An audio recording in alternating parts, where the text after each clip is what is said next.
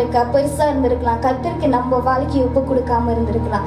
இந்த நாள்ல நம்ம ஆராதித்து அந்த சமூகத்துல ஒப்பு கொடுக்கும் போது நிச்சயமாய் கர்த்தர் புதிய அபிஷேகத்தை இந்த நாள்ல நம்மளுக்கு தருகிறார். ஹல்லேலூயா. அந்த பெந்தெகோஸ்து நாளில நடந்ததை போல, அந்த நாளில நடந்தது பெருசுனா கர்த்தர் இந்த நாளில நம்மளுக்கு புதுசா அதை காட்டிலும் பெரிதான காரியங்கள் செய்வார். ஹல்லேலூயா. அந்த ராஜா அவர் எவ்வளவு பெரிய தெய்வம். நம்மளுக்கு ஒரு அப்பா ஒரு பிரைம் மினிஸ்டர் சொன்னா நம்மளுக்கு எவ்வளவு ஒரு இதா இருக்கும். அந்த தேவன் எவ்வளவு பெரிய தேவன். அந்த ராஜரீக வஸ்திரம் என்று சொல்லும் போது அவர் அவ்வளவு அழகான உள்ள தேவன். ஹல்லேலூயா. இந்த நாள்ல சந்தோஷத்தோட அந்த சந்தோஷம் என்னால இங்க நிக்க முடியல. அதுதான் அவ்வளவு ஒரு அழகான தேவன் அவரு, தெரியுமா? அவரு ரொம்ப அழகு. அந்த பிரசனம் ஒரு வேற மாதிரி ஒரு பிரசனம். நான் மட்டும் இல்லை, இந்த நாளில எந்திருக்கிற சிறு கூட்டமா இருந்தாலும் பரவாயில்ல, அவர் ஜனத்தை பார்க்கிற தேவன் இல்ல. சிறு கூட்டமா இருந்தாலும் நீ பயப்படாதே, நான் உன்னோடு இருக்கிறேன். அந்த தேவனோட நிச்சயத்தோடு நம்ம ஆராதிப்போம். ஹல்லேலூயா. வாழ்வை கர்த்தருக்கு ஒப்பு கொடுப்போம், அவரே எல்லாம் வாய்க்க செய்வார். வாழ்ற ஒரு வாழ்க்கை அது கர்த்தருக்காக ஒப்பு கொடுப்போமா? நம்மளுடைய எல்லா சூழ்நிலைகளும் அவர் நிச்சயமாய் வாய்க்க செய்வார். ஹல்லேலூயா. சரி, எல்லோரும் எழுந்து நின்று சிறிது நேரம் கண்களை மூடி இந்த பரிசுத்த ஓய்வு நாளுக்காக நம்ம நன்றி செலுத்துவோம். நம்ம தேவன் எவ்வளோ பெரிய தேவனாய் இருக்கிறார். எல்லாவற்றையும் அறிந்த தேவனாய் இருக்கிறார். நன்றி செலுத்துகிறோம் பரலோக தகப்பனே, உமக்கு நன்றி செலுத்துகிறோம் ராஜா. உங்க பிரசன்னத்துக்காக நாங்க நன்றி செலுத்துகிறோம் தேவனே. என் ராஜாதி ராஜாவையும் நாமத்தை மகிமைப்படுத்துகிறோம் தகப்பனே. இங்கு 2-3 பேர் உங்க நாமத்தில் நான் கூடினாலும் அங்க மத்தியில இருப்பேன் என்று சொன்ன நல்ல தெய்வம் அப்பா. இந்த நாளில ராஜா உங்க சமூகத்துல உங்களை தேடி உண்மை நாடி நீர் மாத்திரம் போதும் என்று வந்திருக்கிற ஒவ்வொரு ஜனங்களையும் நீ நன்றாய் அறிந்த தேவனாய் இருக்கிறீரப்பா. இந்த நாளில கூட ராஜா உன்னை ஆராதிக்கும்படி வந்திருக்கிற ஒவ்வொரு ஜனங்களையும் ஆண்டவனே நீர் ஆசீர்வதிப்பீராக தகப்பனே. மனிதர்கள் மத்தியில வாசம் பண்ணுகிற தேவன் ராஜாவே, உமக்கே நாங்க நன்றி செலுத்துகிறோம் தகப்பனே. உமக்கே நாங்க கூடான கொடி நன்றி பலிகளை ஏறெடுக்கிறோம் ராஜாவே. உமைக்கே நன்றி பலிகளை செலுத்துகிறோம் ராஜாவே. நன்றி செலுத்துகிறோம்.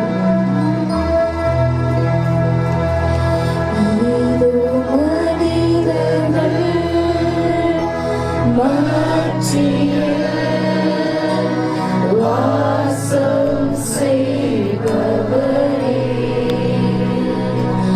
எங்கள் நடுவிலே வசித்திட விரும்பிடும் தெய்வமே, இதோ மனிதர்கள் மாற்றிய வாசம் செய்பவரே,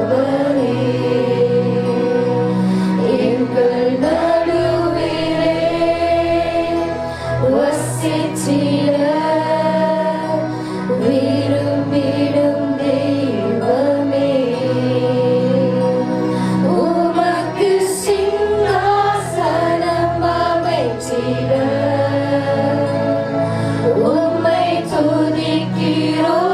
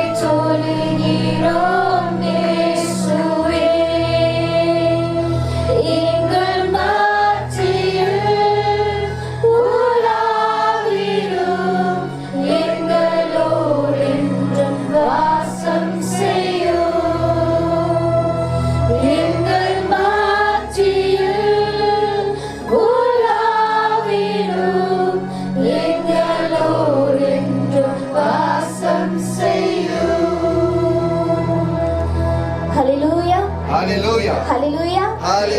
நம்ம தேவன் நம்ம என்னாலும் நம்ம பக்கத்திலே இருக்கிறார். ஹல்லேலூயா. நம்மளுக்கு அவரு பரிசுத்த அந்த அலங்காரத்தோட வஸ்திரத்தை நம்மளுக்கு கொடுத்திருக்கிறார். ஆமென். அந்த நாள்ல நம்ம ஞானஸ்தானம் எடுக்கும் போது நம்ம புதிய சிருஷ்டின் என்று சொல்லும் போது நம்மளுக்கு அந்த ராஜரீகம் உள்ள வஸ்திரம், அந்த வஸ்திரம் எப்படி இருக்கும்னா பரிசுத்தமான உள்ள வஸ்திரம். ஹல்லேலூயா. அந்த வஸ்திரத்தை இந்த நாள்ல நம்ம அணைந்து நம்ம ஆராதிக்கும் போது நம்மளுக்கு 1000 துன்பம் வந்திருக்கலாம், நம்மளுக்கு எதிராக நிறைய சூழ்நிலைகள் எழும்பி இருக்கலாம். இந்த நாள்ல நம்ம ஆராதிக்கும் போது அந்த தேவாதி தேவன் நம்மளை நிச்சயமாய் கைவிட மாட்டார். ஹல்லேலூயா.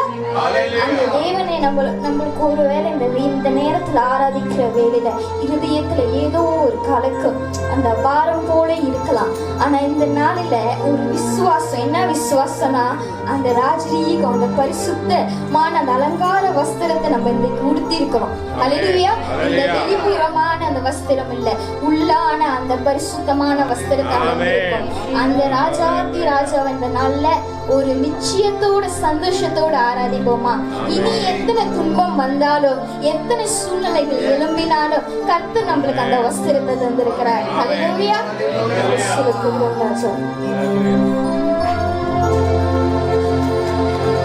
கர்த்தமே பாரத்தை வைத்து விடு, கலங்கி தவிக்காதே,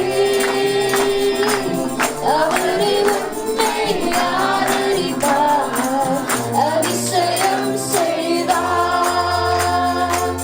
கர்த்தமே பாரத்தை வைத்து விடு, கலங்கி தவிக்காதே, அவரே உன்னை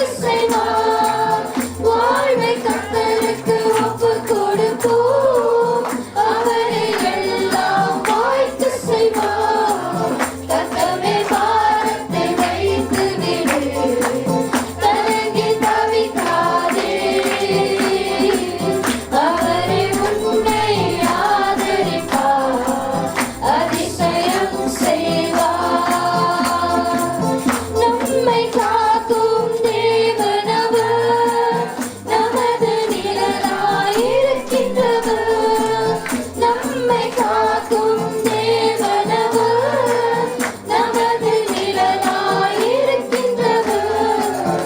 கர்த்தமே பாரத்தை வைத்து விடு, கலங்கி தவிக்காதே. அவரே உன்னை ஆதரிப்பார், அதிசயம் செய்வார். கர்த்தமே பாரத்தை வைத்து விடு, கலங்கி தவிக்காதே. அவரே உன்னை ஆதரிப்பார், அதிசயம் செய்வார். கர்த்தர் நம் சார்பில் இருக்கும்போது நமக்கு எதிராய் நிற்பவன் யார்? கர்த்தர் நம் சார்பில் இருக்கும்போது நமக்கு எதிராய் நிற்பவன் யார்? கர்த்தமே பாரத்தை வைத்து விடு, கலங்கி தவிக்காதே. அவரே உன்னை ஆதரிப்பார், அதிசயம் செய்வார். கர்த்தமே பாரத்தை வைத்து விடு, கலங்கி தவிக்காதே. அவரே உன்னை ஆதரிப்பார், அதிசயம் செய்வார். கர்த்தமே பாரத்தை வைத்து விடு, கலங்கி தவிக்காதே. அவரே உன்னை ஆதரிப்பார், அதிசயம் செய்வார். வாழ்வை கர்த்தருக்கு ஒப்புக் கொடுப்போம், அவரே எல்லாம் வாய்க்கச் செய்வார். வாழ்ற ஒரு வாழ்க்கை அது கர்த்தருக்காக ஒப்புக் கொடுப்போமா?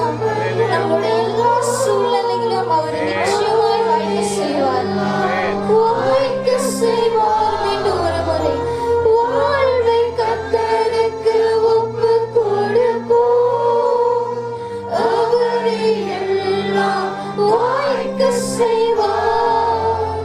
வாழ்வை கர்த்தருக்கு ஒப்புக் கொடுப்போம், அவரே எல்லாம் வாய்க்க செய்வார். கர்த்தமே பாரத்தை வைத்து விடு, கலங்கி தவிக்காதே. அவரே உன்னை ஆதரிப்பார், அதிசயம் செய்வார், அதிசயம் செய்வார். ஹல்லேலூயா. நம்ம இந்த நாளில அந்த ராஜரீகனம் சொன்னது போல அந்த பரிசுத்த வஸ்திரத்தை உடைத்து இந்த நாள் அந்த வஸ்திரத்தை நம்ம தரித்திருக்கிறோம். இந்த நாள்ல நம்ம இதுக்கு முன்னுக்கு ஒரு வேளை நம்மளோட சூழ்நிலைகள் நம்மளுக்கு பெருசா இருந்திருக்கலாம், கர்த்தருக்கு நம்ம வாழ்க்கையை ஒப்பு கொடுக்காம இருந்திருக்கலாம். இந்த நாள்ல நம்ம ஆராதித்து அந்த சமூகத்துல ஒப்பு கொடுக்கும் போது நிச்சயமாய் கர்த்தர் புதிய அபிஷேகத்தை இந்த நாள்ல நம்மளுக்கு தரப்போகிறார். ஹல்லேலூயா. அந்த பெந்தெகோஸ்து நாளில நடந்ததை போல அந்த நாளில நடந்தது பெருசுனா கர்த்தர் இந்த நாளில நம்மளுக்கு புதுசா அதை காட்டிலும் பெரிதான காரியங்கள் செய்வார். ஹல்லேலூயா. அந்த விசுவாசத்தோட மீண்டுமாக நல்ல கரங்களை தட்டி அந்த நம்ம உதிர்த்தின் அளவில் இல்லாதபடி இங்க நின்று ஒரு ஆள் சொல்றாங்கன்னு இல்லாதபடி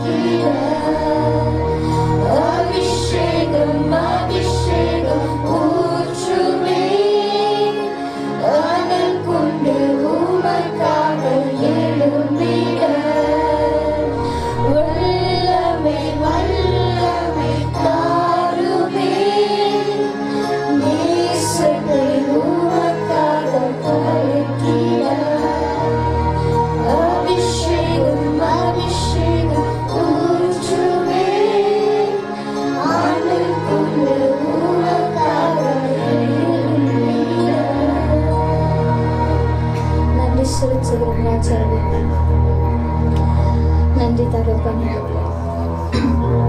ஹல்லேலூயா. இத்தனை பேர் விசுவாசிக்கிறீங்க அந்த தேவன் இந்த நாளில ஒரு பெரிய அபிஷேகத்தை நம்மளுக்கு தந்திருக்கிறார். ஹல்லேலூயா. ஏன்னா நம்ம உள்ளத்திலேருந்து அவரை நம்பி அவரை ஆராதிக்கிறோம். ஹல்லேலூயா. அப்படி சிறிது நேரம் கண்களை மூடி அந்த சர்வ வல்லமை தேவனுக்கு நம்ம நன்றி செலுத்துவோம். அவர் அந்த பரலோக வாசலை நம்மளுக்காக திறந்தார். ஹல்லேலூயா. அந்த திறவுகோலை நம்மளுக்கு கொடுத்திருக்கிறார். ஹல்லேலூயா. அது உள்ளுக்கு பிரவேசிக்கிற பாக்கியத்தை நம்மளுக்கு கொடுத்திருக்கிறார். ஆமென். அப்ப நம்ம அந்த தேவன் எவ்வளவு பெரிய தேவன், நம்ம பெரியவர் என்று சொல்லும் போது பெரியவர் அப்படின்னு இல்லை, அவர் எவ்வளவு நம்மளுக்காக கஷ்டப்பட்டார், அடிக்கப்பட்டார், நொறுக்கப்பட்டார். இருந்த போதிலும் மனுஷனை நம்ம ஒருவேளை நம்மளுக்காக அந்த மாதிரி நொறுக்கப்பட்டா வேற மாதிரி இருக்கும். ஆனா கர்த்தர் நம்மளுக்காக அந்த நேரத்துல ஒரு சொட்டு ரத்தம் அவ்வளவு பாவங்களையும் நோய்களையும் சுகமாக்குதுன்னா அவர் நம்மளுக்காக எல்லாவற்றையும் சிந்தி அந்த பரலோக வாசலுக்கு செல்ற பிள்ளைகளாக நம்மளை தெரிந்து கொண்டிருக்கிறாங்க. அந்த தேவனை நம்ம உள்ளத்திலேருந்து நன்றி சொல்லுவோம்.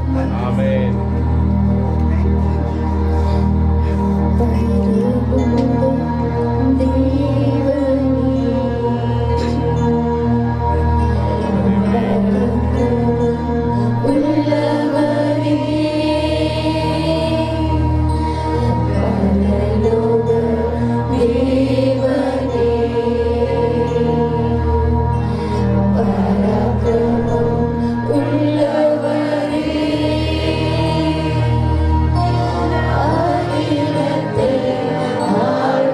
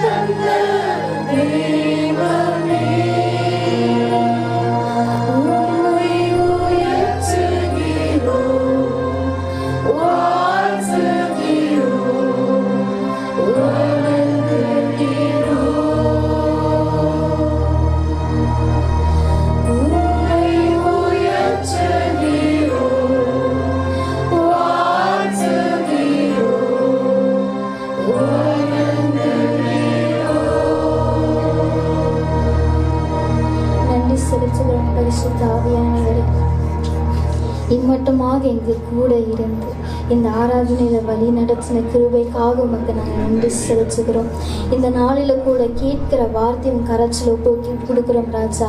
அப்பா, இந்த நாளில் பேசுகிற ஒவ்வொரு வார்த்தையும் ஆண்டவரே, நீர் எங்களோடு முகமுகமாக இருதயத்திலேருந்து பேசும்படியாக நாங்கள் செபிக்கிறோம். அப்பா, கேட்கிற ஒவ்வொரு வார்த்தையும் ஆண்டவரே ஆசீர்வாதமாய் நன்மையாக இந்த நாளில் திரும்பும்படியாக கர்த்தர் கிருபை செய்வீராக ராஜா.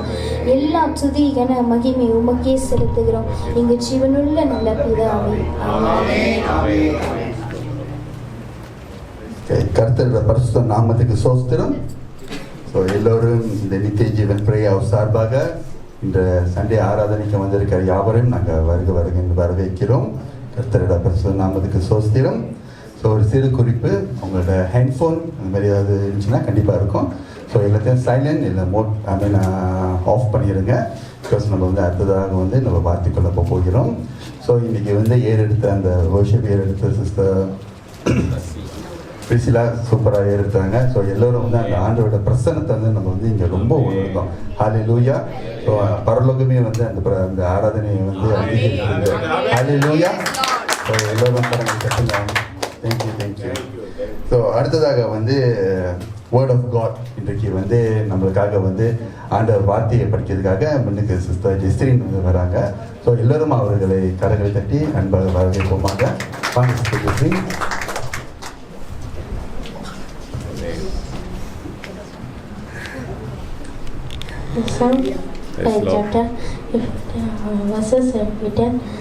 I will deliver you and honor me. Amen.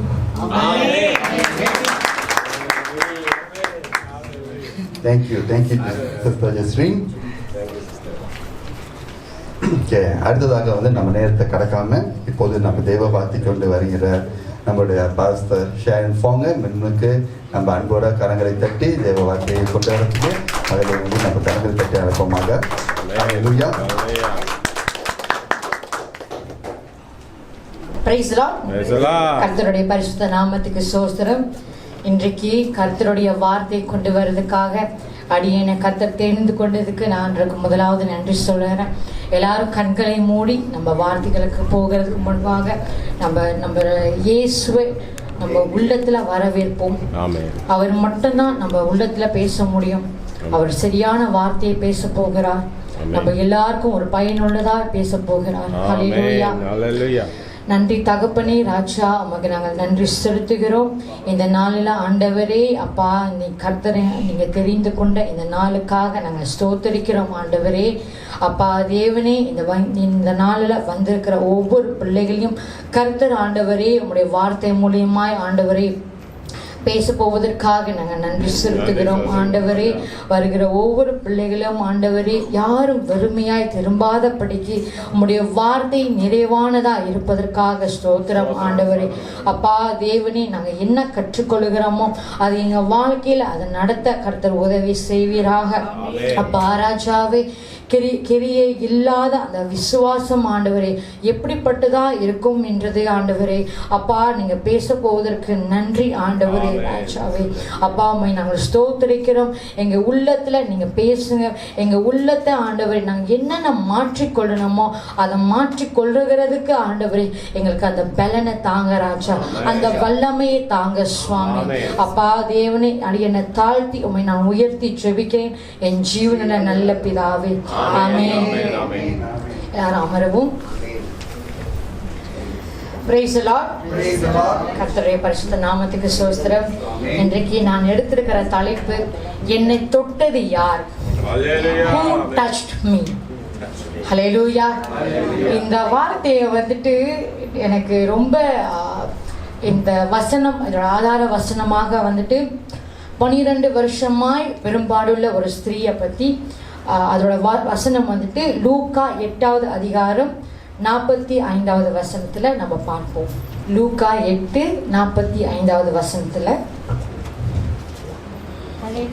ஹல்லேலூயா. அப்பொழுது இயேசு, என்னை தொட்டது யார் என்று கேட்டார். எங்களுக்கு தெரியாது என்று எல்லாரும் சொன்னபோது பேதுருவும் அவனுடனே கூட இருந்தவர்களும் ஐயரே, திரளான ஜனங்கள் உம்மை சூழ்ந்து நெருக்கி கொண்டிருக்கிறார்களே, என்னை தொட்டது யார் என்று எப்படி கேட்கிறீர்கள் என்றார்கள். ஆமென். ஆமென். ஹல்லேலூயா. அப்ப இந்த வசனத்துல வந்துட்டு இந்த வசனத்துல வந்துட்டு லூக்கா 8ல வந்துட்டு என்னை தொட்டது யாருன்றது நம்ம பார்த்தோம். அதே போல வந்துட்டு மார்க் அதிகாரத்திலையும் வந்துட்டு அதே பெரும்பாலோட ஸ்திரீ வந்துட்டு என்னோட வஸ்திரங்களை தொட்டது யார் என்று ஆண்டவர் கேட்பார். ஹல்லேலூயா. அப்ப என்னை தொட்டது யாருனாக்கா அந்த பெரும்பாடு உள்ள ஸ்திரீயோட அவளுடைய விசுவாசம். அவளோட எப்படிப்பட்ட ஒரு விசுவாசம்னா கடுகு அளவு உள்ள விசுவாசம். முதலாவது வந்துட்டு அந்த பெரும்பாலுள்ள ஸ்திரீயோட சூழ்நிலை, அவரோட நிலைமையை பற்றி நம்ம பேசுவோம். அப்போ அது அவங்கள பற்றி வந்துட்டு தியானிக்கும் போது அவங்க பெரும்பாலுள்ள ஸ்திரீயாக இருக்கும் போது வந்துட்டு அவங்களுக்கு நம்ம சாதாரணமாக ஒரு லேடியோட மென்சஸ் வந்துட்டு 7 நாள், மேக்சிமம் 7 நாள். அந்த 7 நாளில் வந்துட்டு நம்மளுக்கு எப்படிப்பட்ட ஒரு வேதனையாக இருக்கும். சில பேருக்கு நிறையா அப்படி ஒரு வயிற்று வலி, அவங்க அப்படியே பெட்டில் வந்து சுருண்டு படுத்துக்குவாங்க. அவங்களால ஏற்கவே முடியாது. அவங்க அவ்வளோ ரத்தத்தை வந்து அவங்க இழப்பாங்க. அது மட்டும் இல்லை, லெவிட்டிகஸ் 15வது அதிகாரத்தில் 19லேருந்து 30வது வசனத்தில் நம்ம பார்த்தோம்னாக்கா ஒரு பெரும்பாடு அந்த உதிரத்தின் ஊரல் வந்துட்டு அவங்க லைஃப்பில் அவங்க வாழ்க்கையில் இருந்துச்சுனாக்கா அது நடக்கும்போது 7 நாள் அவங்க எப்படிப்பட்டவங்களா இருப்பாங்கனாக்கா தீட்டுப்பட்டவங்களா இருப்பாங்க. அவங்கள தொட்டா மற்றவங்க தீட்டாயிடுவாங்க. அவங்க உட்கார இடத்துல மற்றவங்க உட்காந்தாக்கா அவங்க தீட்டுப்பட்டு இருப்பாங்க. ஒவ்வொரு சூழ்நிலையிலும் தீட்டுப்பட்டு இருப்பாங்கன்னு சொல்லும் போது இவங்களுக்கு 12 வருஷமா நடக்குது. அப்போ அந்த 12 வருஷமா வந்துட்டு அவங்க எப்படிப்பட்ட ஒரு ஒதுக்கப்பட்ட நிலைமையில இருந்திருந்திருப்பாங்க. தீட்டுப்படுத்துறதுனாக்கா அவங்களுக்கு வந்துட்டு 7 நாள் மட்டும் இல்லை, அவங்களுக்கு 12 வருஷமா தொடர்ச்சியா அந்த காரியம் நடந்து கொண்டே இருக்குது. ஹல்லேலூயா. அப்ப அந்த வசனத்துல வந்துட்டு உதிரத்தின் ஊரில் வந்து 7 நாள் அவங்க தீட்டுப்படுத்தி முடிச்சுட்டு அவங்க போயிட்டு அந்த பாவ நிவாரண பலி வந்து ஆசாரியன் இடத்துல அவங்க ஒப்பு கொடுத்துட்டு அதுக்கப்புறம் தான் அவங்களால வெளியே போக முடியும். அவங்க அநேக வைத்தியர்களால மிகவும் வருத்தப்பட்டு தனக்கு உண்டானவைகளை எல்லாம் செலவழித்தும் சற்றாகிலும் குணம் அடையாமல் இயேசுவை குறித்து கேள்விப்பட்டு நான் அவருடைய வஸ்திரங்களையாகிலும் தொட்டால் சொஸ்தமாவேன் என்று சொல்லி. ஹல்லேலூயா. அப்ப அந்த வசனத்துல வந்துட்டு அந்த ஸ்திரீ தனக்கு உண்டானது மட்டும் இல்லை, தனக்கு உண்டானவைகள்னு சொல்லும் போது தனக்கு வந்துட்டு அவங்க பேக்ரவுண்ட் எப்படி இருந்திருக்கோம்னாக்கா அவங்க ரிச்சாக இருந்திருப்பாங்க, நல்லா வெல்த்தியாக இருந்திருப்பாங்க, நல்ல வசதியுள்ள ஃபேமிலியாக இருந்திருப்பாங்க. இப்படிப்பட்ட அவங்களுக்கு சூழ்நிலை நடக்கும் போது முதலாவது அந்த குடும்பத்தினால அவங்க ஒதுக்கப்பட்டிருந்திருப்பாங்க, தனிமையில் தள்ளப்பட்டிருந்திருப்பாங்க. அவங்க அது மட்டும் இல்லை, அவங்க உண்டானவைகள் வந்து உற்றார் உறவினரால தள்ளப்பட்டு ஒதுக்கப்பட்டு கைவிடப்பட்ட அந்த சூழ்நிலைகளை ஒண்டியாக வாழ்ந்துருந்திருப்பாங்க. அது மட்டும் இல்லை, நம்ம ஒரு ஆள் ஒரு லேடி ஒரு மென்சஸ் 7 நாள் அவங்களுக்கு வரும்போது எப்படிப்பட்ட பலவீனம் வந்துட்டு நம்மளுக்கு ஒரு ஆளுக்கு ஒரு டிஃப்ரெண்ட்டான ஒரு சூழ்நிலை நம்மளுக்கு நடக்கும். சில பேருக்கு இடுப்பு வலி இருக்கும், சில பேருக்கு உடம்பு ரொம்ப வலிக்கும், ரொம்ப ரத்தம் போனதுனால அவங்களுக்கு வந்துட்டு அந்த ஹெமோகுளோபின் அந்த ரத்தம் வந்துட்டு குறைவாக இருக்கும். அப்போ அவங்க எவ்வளோ பலவீனத்தோடு அவங்க இருந்துருப்பாங்க. அந்த பலவீனத்தில் அவங்க வந்துட்டு பெரும்பாலும் ஒரு மனுஷர்கள் ஒரு சாதாரணமான ஒரு மனுஷனுக்கு அவங்க உடம்புல 5 லிட்டர் ரத்தம் தான் வந்துட்டு ரொம்ப தேவையா இருக்குது. அதுதான் அவங்களுக்கு நெசசரியான ஒரு ரத்தம், அவ்வளோதான் வந்துட்டு நம்மளுக்கு வந்துட்டு தேவை. அந்த 5 லிட்டர் ஆஃப் பிளட் வந்துட்டு நம்ம ஒரு 14% நம்ம குறைஞ்சாலே அந்த நம்ம உடம்புலேருந்து சரீரத்திலேருந்து அந்த ரத்தத்தை நம்ம இழந்தாலே, அதுக்கு மேலே எழுந்தாலே வந்துட்டு நம்ம உயிருக்கு எவ்வளோ ஆபத்தானது.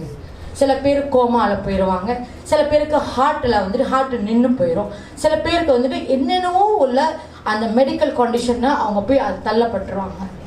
ஆனாலும் இந்த பெரும்பாலுள்ள ஸ்திரீ இந்த 12 வருஷத்துல பெரும்பாலுள்ள இருந்தாலும் அவங்க வந்துட்டு கர்த்தருடைய கிருபையில அந்த நாள் எனக்கு இந்த விடுதலை நாள் வர வரைக்கும் வந்துட்டு ஆண்டோட கிருபை தாங்கி நடத்தினது. ஹல்லேலூயா. அப்ப இந்த வசனத்துல வந்துட்டு இயேசுவும் வந்துட்டு இந்த பெரும்பாடுள்ள ஸ்திரீயை போல இயேசுவும் பாடுபட்டார். அவர் எப்படி பாடுபட்டாருனாக்கா, ஏசாயா 53வது வசனத்துல 53வது அதிகாரம் 3வது வசனத்துல நம்ம பார்ப்போம். ஏசாயா 53:3. ஹல்லேலூயா. அவர் அசட்டை பண்ணப்பட்டவரும் துக்கம் நிறைந்தவரும் பாடு அனுபவித்தவராய் இருந்தார். அவரை விட்டு நம்முடைய முகங்களை மறைத்து கொண்டோம். அவர் அசட்டை பண்ணப்பட்டிருந்தார், அவரை எண்ணாமற் போனோம். ஆமென். ஆமென். இந்த வசனத்துல அந்த பெரும்பாலுள்ள ஸ்திரீயும் அசட்டை பண்ணப்பட்டிருந்தாள். அசட்டை பண்ணப்பட்டு மனுஷரால் புறக்கணிக்கப்பட்டு துக்கம் நிறைந்தவளும் பாடு அனுபவித்தவளுமாய் அவள் இருந்தால், அவளை விட்டு அவரோட குடும்பத்தினர், அவர் உற்றார் உறவினர்கள், அவரோட நண்பர்கள் எல்லாம் அவங்க முகத்தை திருப்பி கொண்டு இருந்திருப்பாங்க. அந்த இடத்துல வந்துட்டு அவ எவ்வளோ ஒரு லோன்லினஸ்ல, எவ்வளோ ஒரு தனிமையில அந்த பெரும்பாலுள்ள ஸ்திரீ வந்துட்டு அந்த வேதனையை அனுபவிச்சிருப்பாங்க. சரீரத்துல இருக்கிற வேதனையை விட அந்த மன ரீதியில அவங்க பாதிக்கப்பட்ட அந்த பாதிப்பு, அது யாராலையும் வந்துட்டு அந்த இடத்துல வந்துட்டு சால்வ் பண்ணியிருக்க முடியாது. அது வந்துட்டு அதை தீர்த்து வச்சிருக்க முடியாது. இன்னொரு காரியமாக அந்த சங்கீதம் 88வது அதிகாரத்துல 8வது வசனத்துல, Psalms 88:8.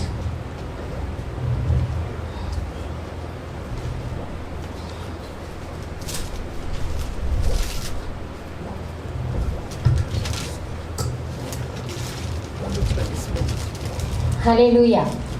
எனக்கு அறிமுகமானவர்களை எனக்கு தூரமாக விலக்கி அவர்களுக்கு என்னை அருவருப்பாக்கினார். நான் வெளியே புறப்பட கூடாதபடி அடைப்பட்டிருக்கிறேன். ஆமென். ஆமென். அந்த பெரும்பாலுள்ள ஸ்திரீக்கு இந்த நிலைமை தான். எங்க போனாலும் தீட்டு, எதை தொட்டாலும் தீட்டு, யாரு பார்த்தாலும் தீட்டு. அந்த காலத்துல அந்த ஆதி காலத்துல வந்துட்டு இந்த லாஸ்லாம் இருந்தது. பல நம்ம லெவிட்டிகஸ்லாம் நம்ம நிறைய பார்க்கலாம். அந்த லா படி வந்துட்டு அவங்க நிறைய காரியம் வந்துட்டு, இது செஞ்சா தப்பு, அது செஞ்சா தீட்டு, இது நடந்தா தீட்டு, எதுவுமே தொடக்கூடாது. அவங்க ஒரு ஒரு ஒரு கொரோனா வைரஸ், கொரோனாவில் பாதிக்கப்பட்டவங்கனாக்கா எப்படி ஐசோலேட் பண்ணி, எப்படி குவாரண்டைன் பண்ணி அவங்க வந்துட்டு இதை விட கொடுமையான கிருமி யாருக்கும் இருந்திருக்காதுன்றத போலத்தான் அவங்கள வந்துட்டு அப்படி ஒதுக்கி வச்சிருந்திருப்பாங்க. ஸோ அந்த நிலைமையில அத்திய சூழ்நிலையில தான் இயேசுவும் ஒதுக்கப்பட்டிருந்தார், இயேசுவும் கைவிடப்பட்டிருந்தார். அவர் பட்டிருந்த அந்த பாடு, அவரும் வந்துட்டு அவரோட சரீரத்துல அவரோட சரீரம் முழுவதும் அவர் பாடுபட்டு அடிக்கப்பட்டு அவரோட ரத்தத்தை எவ்வளவு அவர் இழந்திருந்திருப்பார். ஹல்லேலூயா. அப்ப இயேசுனால வந்துட்டு அந்த பெரும்பாலுள்ள ஸ்திரீயோட அந்த வேதனையை அவர் புரிந்து கொள்ள முடிஞ்சிச்சு.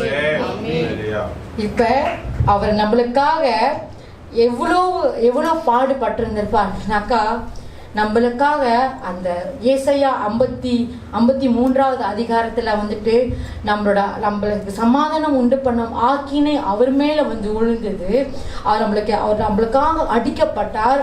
அவளுக்காக வந்துட்டு எத்தனையோ பேர் அந்த சிலுவை அவர் சுமந்து கொண்டு வரும்போது எத்தனையோ பேர் அவரை காரி துப்புனாங்க, அவரை அசட்டை பண்ணினாங்க, அவரை வந்துட்டு ஒண்ணும் இல்லாதவர் போல வந்துட்டு அவரை ஒதுக்குனாங்க. ஆனாலும் அவர் ஒண்ணுமே சொல்லல.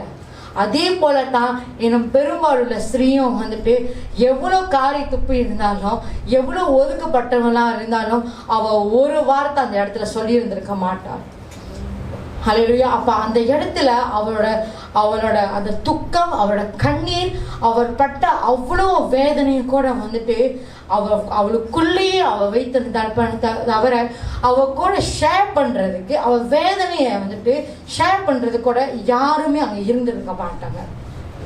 இன்றைக்கு நான் ஒரு இன்ஸ்டாகிராம்ல நான் ஒரு வேர்ட்ஸை நான் பார்த்தேன்.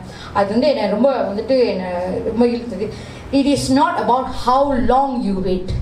It is how well you wait.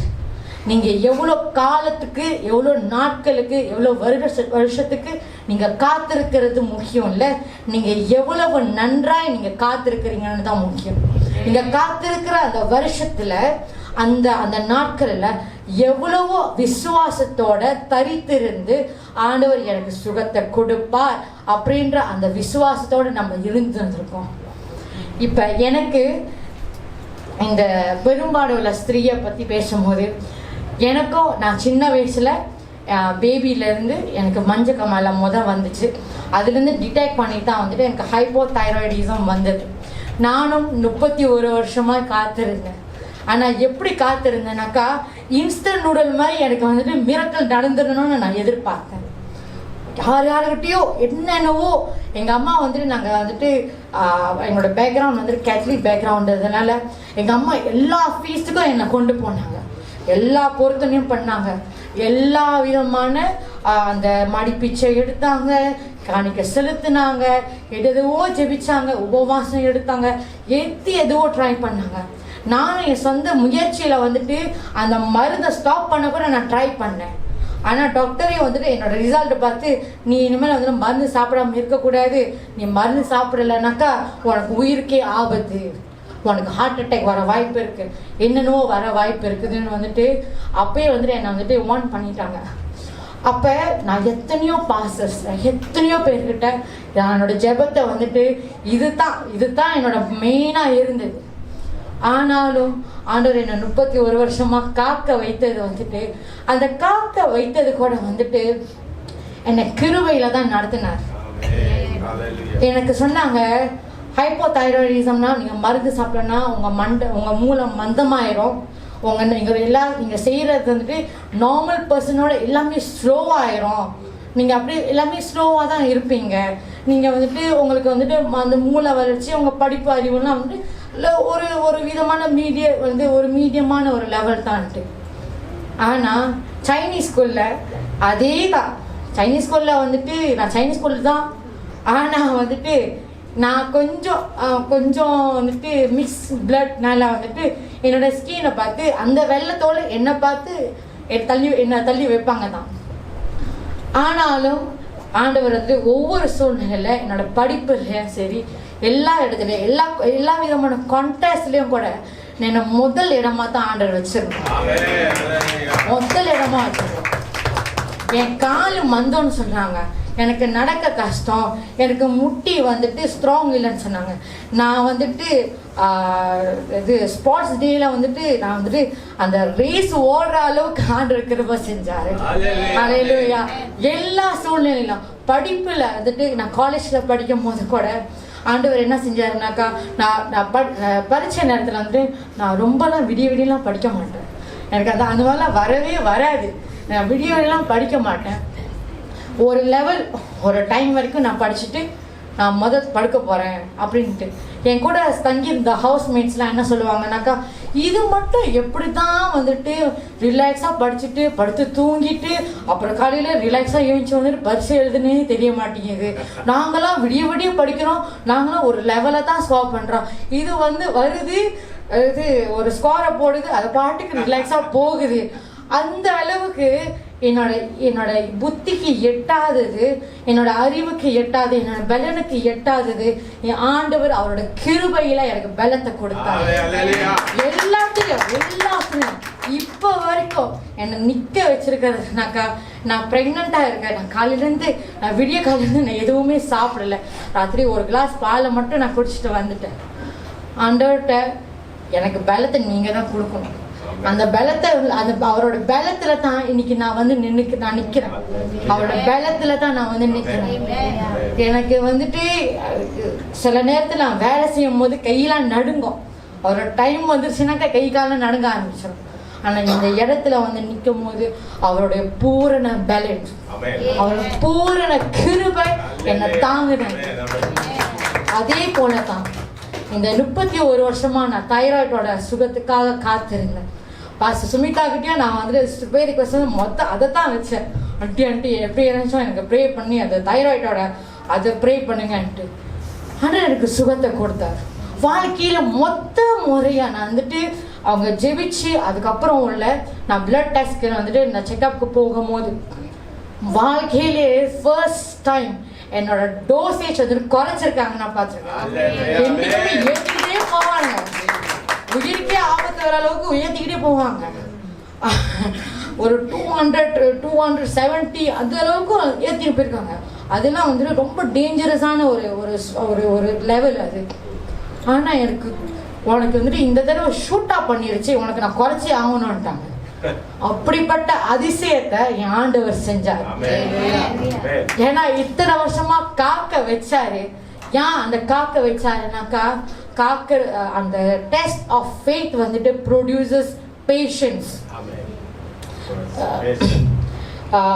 யாக்கோப்பு 1வது அதிகாரம் 3வது வசனத்துல நம்ம பார்ப்போம்.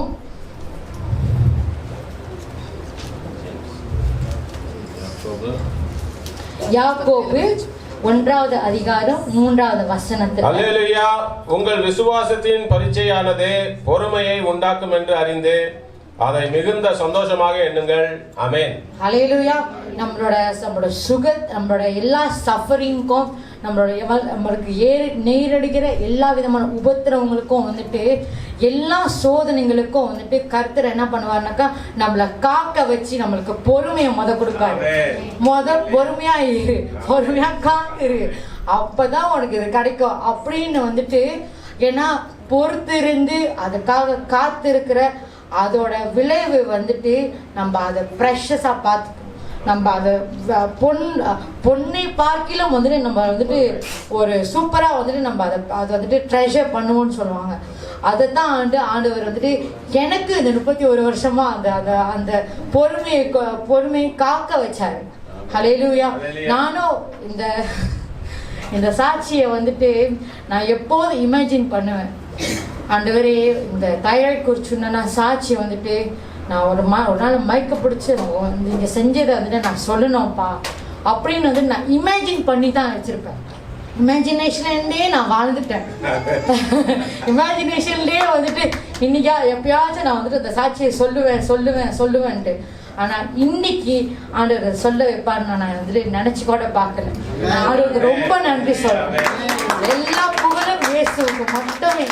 அவர் மட்டும்தான். அவர் சுகத்தை கொடுத்ததுனால தான் என்னால் இங்கே வந்து சாட்சி சொல்ல முடிஞ்சது.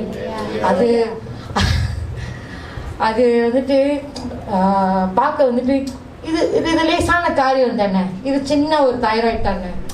ஆனால் உனக்கு தைராய்டு இருக்கு, உனக்கு இது இருக்கு, உனக்கு நீ வீக்கு, இது இப்படிப்பட்ட வஸ்திரம் என் மேலே போட்டு போட்டு போட்டு போட்டு போட்டு அதை போட்டு வந்துட்டு நான் ரொம்ப ஹெவி ஆயிட்டேன்.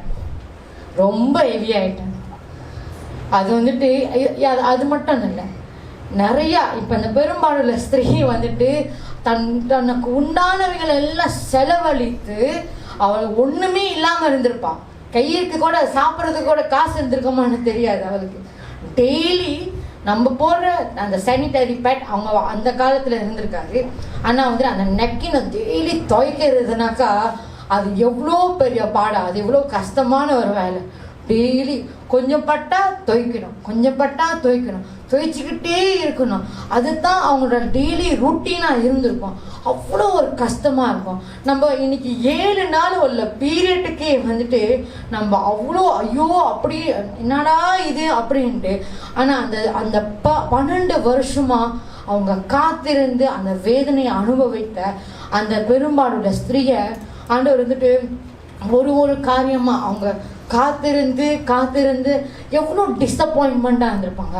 ஒவ்வொரு டாக்டர் ஒவ்வொரு வைத்தியர்கள்ட்ட போயிட்டு நிற்கும் போது எவ்வளோ காசு செலவழிச்சிருப்பாங்க, எவ்வளோ டிசப்பாயின்மெண்ட் அவங்க எதிர்கொண்டு இருந்திருப்பாங்க. உனக்கு இல்லை உன்னை வந்துட்டு கடைசி வரைக்கும் என்கிட்ட சொன்னாங்க, கடைசி வரைக்கும் நீ சாகிற வரைக்கும் நீ மருந்து சாப்பிட்டு தான் ஆகணும்ட்டு. அட போடா நீ என்ன வேணாலும் சொல்லிக்கோ, ஒரு நாள் நான் மருந்து நிப்பாட்ட தான் போறேன். அது என்னோட பலத்துல இல்லை, ஆனா கர்த்தருடைய பலத்துல நான் நிச்சயமா நிப்பாட்டுவேன். ஹல்லேலூயா. அது நிச்சயமா எனக்கு அந்த பரிபூர்ணமான டாக்டரே சொல்ற அளவுக்கு இனி நீ மருந்து சாப்பிடா தேவையே இல்லைன்ற அளவுக்கு கர்த்தர் அந்த பலத்தை கொடுப்பார். ஹல்லேலூயா.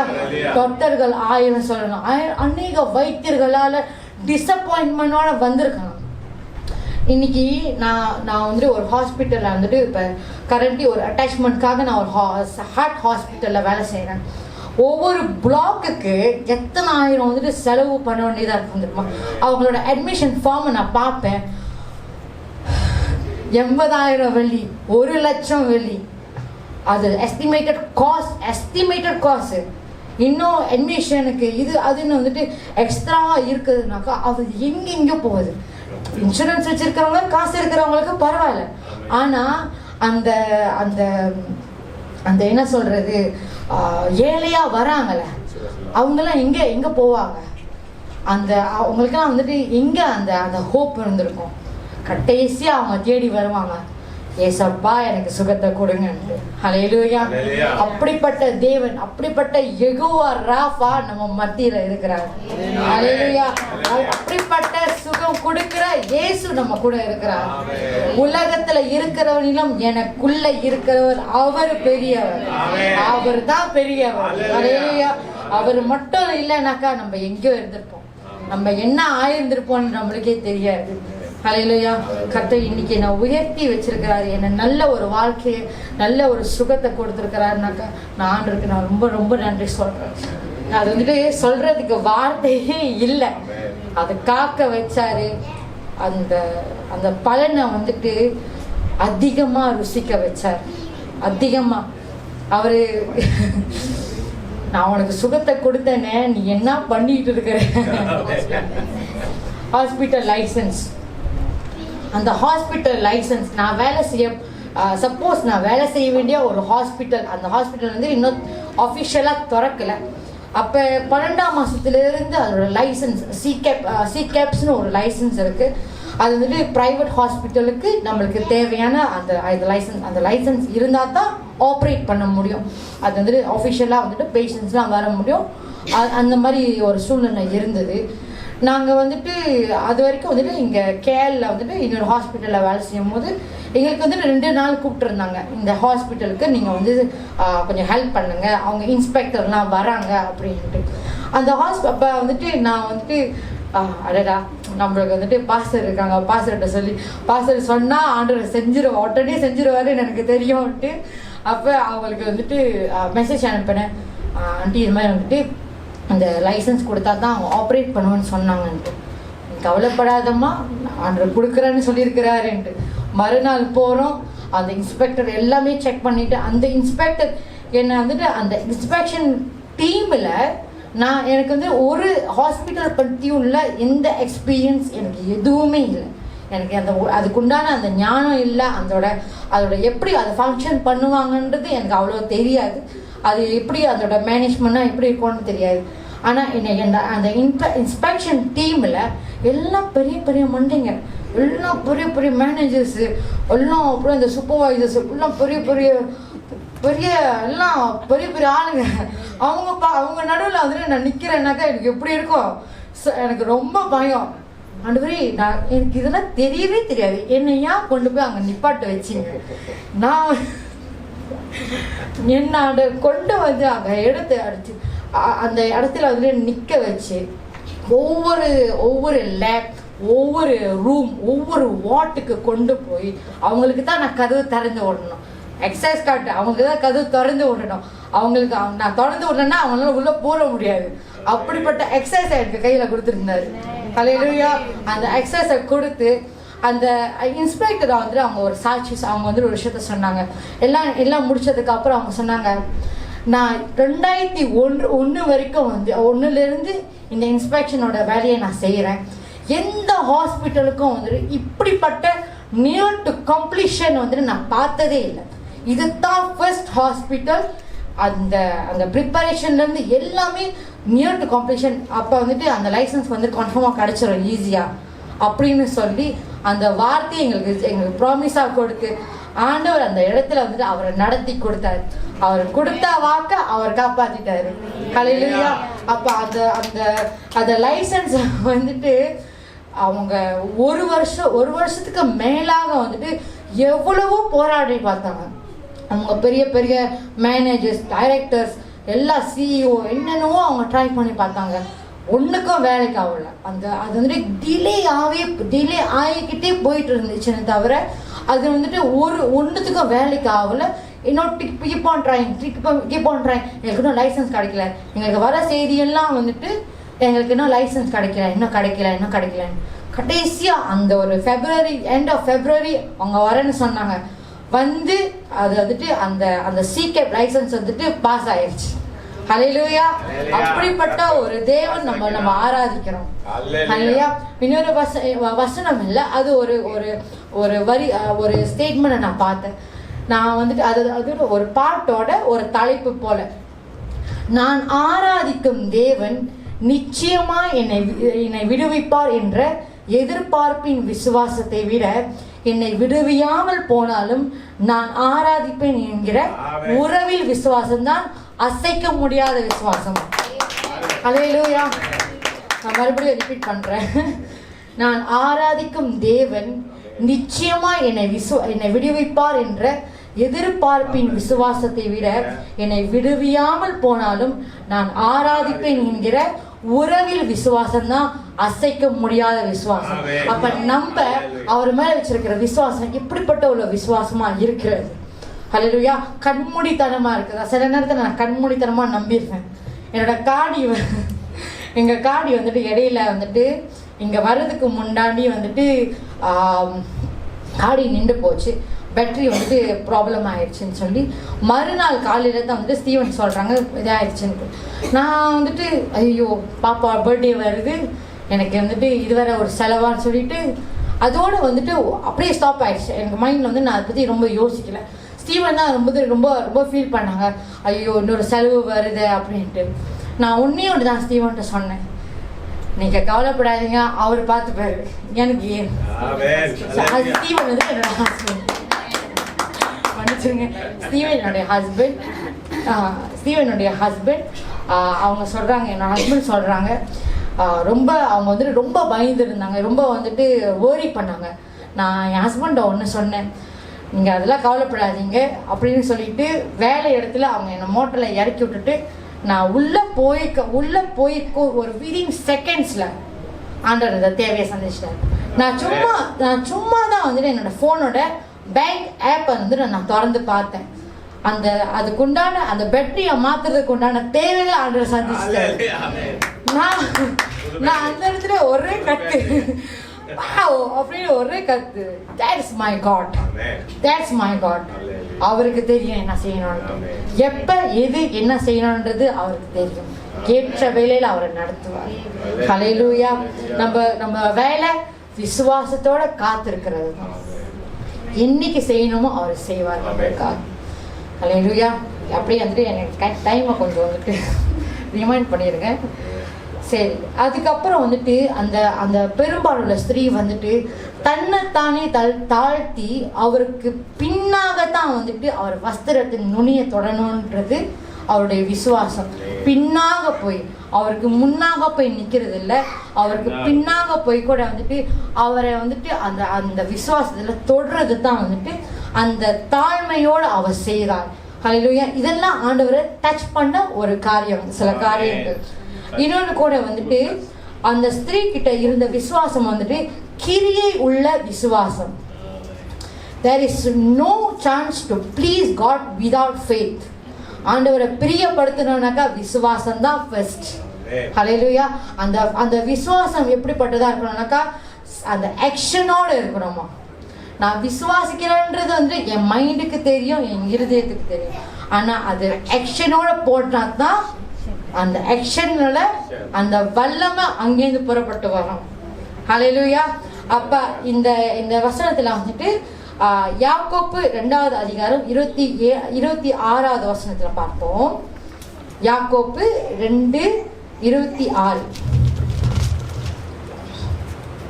ஹல்லேலூயா. அப்படியே ஆவியில்லாத சரீரம் செத்ததாய் இருக்கிறது போல கிரியைகள் இல்லாத விசுவாசமும் செத்ததாய் இருக்கிறது. ஆமென். ஆமென். ஹல்லேலூயா. ஹல்லேலூயா. எப்படி அந்த உடம்புக்கு வந்துட்டு அந்த ஸ்பிரிட், அந்த ஆவி தேவையா இருக்கிறதோ அதே போலதான் வந்துட்டு அந்த விசுவாசத்துக்கும் ஆக்ஷனோட இருக்கணும், அந்த கிரியை இருக்கணும். அந்த ஆக்ஷன்ல நீங்க விதைத்தால் மட்டும்தான் அதுக்குண்டான வல்லமை நீங்க பார்க்க முடியும். அந்த பெரும்பாலுள்ள ஸ்திரீக்கு வந்துட்டு விசுவாசம் நிறைய இருந்திருக்கலாம், ஆனா அவளுக்கு எப்ப வந்துட்டு அந்த சுகம் வந்ததோ அவங்க வந்துட்டு அந்த வஸ்திரத்தை நுண்ணியனாச்சும் நான் தொட்டுருவேன்ற அந்த கிரியைகுள்ள விசுவாசம் வந்துட்டு அங்க இருந்தது. அந்த விசுவாசத்துல இருந்ததுனால விசுவாசம் இல்லாமல் தேவனை பிரியமா இருப்பது வந்துட்டு கூடாத காரியம். விசுவாசம் இல்லாமல் தேவனுக்கு பிரியமா இருப்பது கூடாத காரியம். There is no way to please God without faith. அந்த விசுவாசம் இருக்கு, அது கிரியை உள்ள விசுவாசம். ஹல்லேலூயா. விசுவாசத்தை அறிக்கை இடுகிறோம், ஆனா அது எப்ப நம்ம வந்துட்டு ஸ்டெப்ல போட்டு வைக்கிறோமோ அப்பதான் அந்த வல்லமை புறப்பட்டு வரும். ஹல்லேலூயா. அப்ப அந்த இயேசுவுக்கு வந்துட்டு என்னை தொட்டது யார், அவங்க தொட்ட உடனே அவங்க வல்லமை வந்துட்டு புறப்பட்டது. என்கிட்ட இந்த வல்லமை புறப்பட்டதுன்றது அவர் நல்லாவே தெரிஞ்சிருக்கிறார். He knows our touch. நம்ம எப்படி டச் பண்றோம்னு அவருக்கு நல்லா தெரியும். எந்த நிலைமையில நம்ம அவரை டச் பண்றோம். ஒடுக்கப்பட்ட நிலைமையா இருக்கலாம். நம்ம யார் என்ன தொட்டது வந்துட்டு அந்த லூக்கா 8வது அதிகாரம் 46வது வசனம்.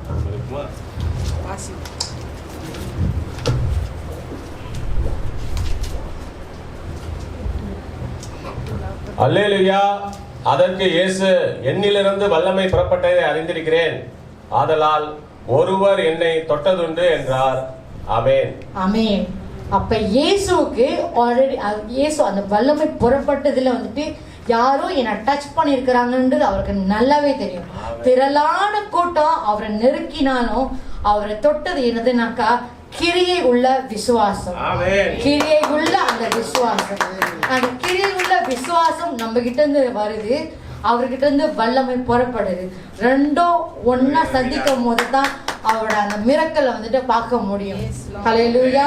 அப்ப அந்த இடத்துல வந்துட்டு டச் ஆஃப் ஃபெய்த், விசுவாசத்தையோட அந்த தொடுதல், அந்த நம்பிக்கை என்று அவர் தொட்டா நான் சுகமாயிருவேன்ற நம்பிக்கை, அந்த தொடுதல் வந்துட்டு அவரை தொட்டு.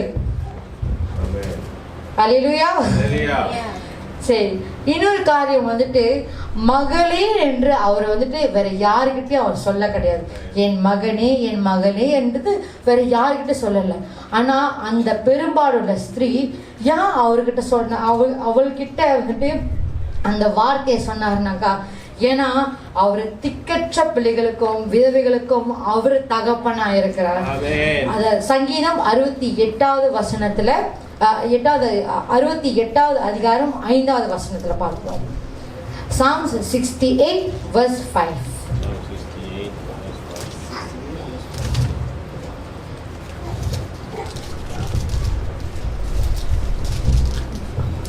அல்லேலூயா. தம்முடைய பரிசுத்த வாசஸ்தலத்தில் இருக்கிற தேவனே, திக்கற்ற பிள்ளைகளுக்கு தகப்பனும் விதவைகளுக்கு நியாயம் விசாரிக்கிறவருமாய் இருக்கிறார். ஆமென். ஆமென். அப்ப அந்த திக்கற்ற மகளுக்கு, அந்த பெரும்பாலுள்ள ஸ்திரீக்கு யாருமே இல்லை. அதனால அவளுக்கு வந்துட்டு அவர் தகப்பனா இருந்து மகளே, மை டாட்டர் அப்படின்ற ஒரு ஸ்தானத்தை he gave that status, he gave that identity to that woman. ஹல்லேலூயா. அந்த ஐடென்டிட்டியை அந்த மகளுக்கு அவர் கொடுத்தார். யாரு கொடுக்கலனாலும் பரவாயில்ல, ஆனா நான் உனக்கு அந்த ஐடென்டிட்டியை கொடுக்குறேன். நீ என்னுடைய பிள்ளை. நம்ம தனிமையா இருக்கலாம், நம்ம வந்துட்டு ஒதுக்கப்பட்டவங்களா இருக்கலாம், ஆனா அதெல்லாம் பரவாயில்ல. யாரும் ஒன்று ஒதுக்குனாலும் பரவாயில்ல, நான் உனக்கு அந்த ஐடென்டிட்டியை கொடுக்குறேன். என் மகனே என் மகளே. மகளேன்றது மட்டும் இல்லை, மகனே. ஒதுக்கப்பட்ட யாரா இருந்தாலும் திக்கற்றவர்களா இருக்கிற யாருக்கோ அவர் தகப்பன். ஹல்லேலூயா. அப்ப அவருடைய வல்லமை வந்துட்டு அவர் வந்துட்டு இப்படி சொல்லல, நான் என்னோட வல்லமை உன்னை ரட்சித்ததுன்னு சொல்லல, ஆனா உன்னுடைய விசுவாசம் தான் உன்னை ரட்சித்தது. அப்ப உன்னுடைய விசுவாசம் உன்னை ரட்சித்ததுனாக்கா நம்மளுடைய கிரியை உள்ள விசுவாசம் தான் வந்துட்டு நம்மளை ரட்சிக்க போகுது. நம்ம வந்துட்டு ஞானஸ்நானம் எடுத்திருக்கலாம், நம்ம வந்துட்டு நல்ல சபைக்குள்ளாக நம்ம பிரவேசிக்கலாம். ஆனால் தேவனுடைய டெய்லி உறவில் விசுவாசத்தில் இருந்தால் மட்டும்தான் வந்துட்டு அந்த அந்த பரலோகத்துக்கு உண்டான அந்த வழிகளை வந்துட்டு நம்ம போக முடியும். நம்மளுக்காக நம்ம தான் பதில் சொல்ல முடியும். அவரை கேட்கும் போது வந்துட்டு இவங்களுக்காக நான் பதில் சொல்ல முடியாது, அவங்களுக்காக என் பதில் சொல்ல முடியாது, எனக்காக தான் நான் பதில் சொன்னேன். அவர் என்கிட்ட தான் கேட்பாரு. அப்பா அதுக்கு உண்டான அந்த அந்த பதிலை வந்துட்டு நான் தான் தயார்படுத்தணும். ஹல்லேலூயா. இன்னொரு காரியம் வந்துட்டு நம்ம சொன்னது வந்துட்டு இயேசு வந்துட்டு அவரே பாடுபட்டார். அவருக்கு வந்துட்டு எப்படி வந்துட்டு அவர்னால அவரோட அந்த அந்த பெரும்பாலுள்ள ஸ்திரீயை வந்துட்டு பாடுகளை வந்துட்டு அவர்னால வந்துட்டு உணர முடிந்ததுனாக்கா, ஏன்னா அவரே சோதிக்கப்பட்டு அவரே பாடுபட்டார். நம்ம அதில் பார்ப்போம். எபிரேயர் 2வது அதிகாரம் 18வது வசனம். Hebrews chapter 2 verse 18.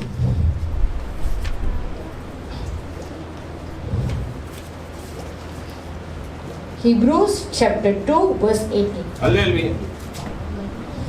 அல்லேலூயா. ஆதலால் அவர் தாமே சோதிக்கப்பட்டு பாடுபட்டதினாலே அவர் சோதிக்கப்படுகிறதற்கு உதவி செய்ய வல்லவராய் இருக்கிறார். ஆமென். ஆமென். அல்லேலூயா. அவரே சோதிக்கப்பட்டதினால தான் அவர் சோதிக்கப்படுகிறவர்களுக்கு உதவி செய்ய வல்லவராய் இருக்கிறார்.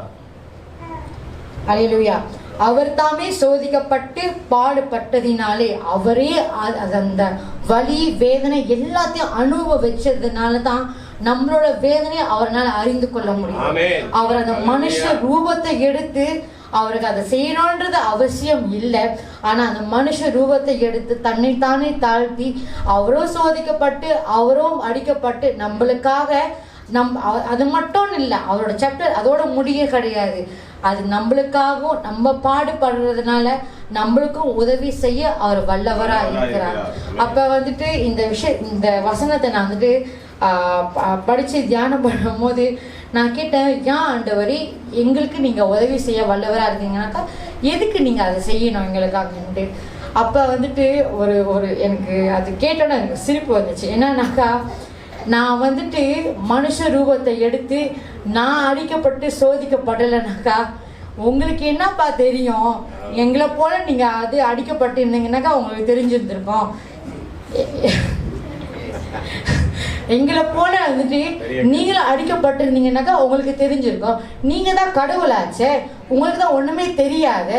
அப்ப நாங்க படுற பாடு உங்களுக்கு எப்படி தெரியும்ன்றது யாரும் கேள்வி கேட்டுறது கூடாதுக்காக நானே மனுஷ ரூபத்தை எடுத்து வந்து நானே சோதிக்கப்பட்டு அடிக்கப்பட்டேன். அல்லேலூயா. ஏன்னா மனுஷர்கள் இந்த மாதிரி நிறைய பேசுவாங்க, எனக்கு நிறைய பேர் தெரியும். நான் கூட வந்துட்டு சில நேரத்தை நான் சொல்லிடுவேன், உங்களுக்கு என்ன தெரியும், நான் தானே பிள்ளைய சுமக்கிறேன், உங்களுக்கு என்ன தெரியும். ஆனா அவர் தான் வேர்ஸ்டான ஒரு பாடுகளை அவர் சுமந்து அவர் தான் வேர்ஸ்டா எல்லாத்தையும் அனுபவிச்சாரு. அவரை விட அவரை தவிரன்றதை விட அவரை விட யாருமே அதிக பாடுபட்டிருந்திருக்கவே முடியாது. ஹல்லேலூயா. இந்த வசனத்தை படிக்கும் போது ஜிம் கெவிசன் பேஷன் ஆஃப் கிரைஸ்டோட ஆக்டர், ஜீசஸ் ரோலை எடுத்தவர், அவர் வந்துட்டு அந்த அவரோட சஃபரிங் அவரு அந்த ஷூட்டிங் எடுக்கும் போது அவர் பட்ட பாடுகளை பத்தி அவர் சில காரியத்தை சொன்னார். அது எப்படி அவர் வந்துட்டு அந்த பாடுகளை வந்துட்டு அவர் மேன்மை பாராட்டுறாருன்றது அவர் சொன்னார். எப்படின்னாக்கா, அவர் வந்துட்டு அந்த மவுண்ட்ல அந்த மலையில வந்து அவர் பிரசங்கம் பண்ற ஒரு சீன் வரும். லவ் யுவர் எனிமீஸ்னு அவர் சொல்லும் போது மின்னல் அடிச்சு அவர் முடியெல்லாம் வந்துட்டு தீஞ்சு போச்சு, நெருப்பு பிடிச்சி அந்த மாதிரி இருந்துட்டார். ரெண்டாவது காரணம் வந்துட்டு அவர் வந்துட்டு அந்த கிராஸை வந்துட்டு அவரை தூக்கும் போது வந்துட்டு அவரோட லெஃப்ட் ஷோல்டர் வந்துட்டு டிஸ்லோகேட் ஆயிடுச்சு, கழுண்டுக்குச்சு. இந்த எலும்புக்கும் ஜாயின் பண்றதுக்கு ஒரு ஜாயின் இருக்கும்ல, அந்த ஜாயின் வந்து கழுண்டுக்கிட்டு அவர் இப்போ வரைக்கும் அந்த பாடுகளுக்குள்ளாக தான் அவர் இருக்கிறார்.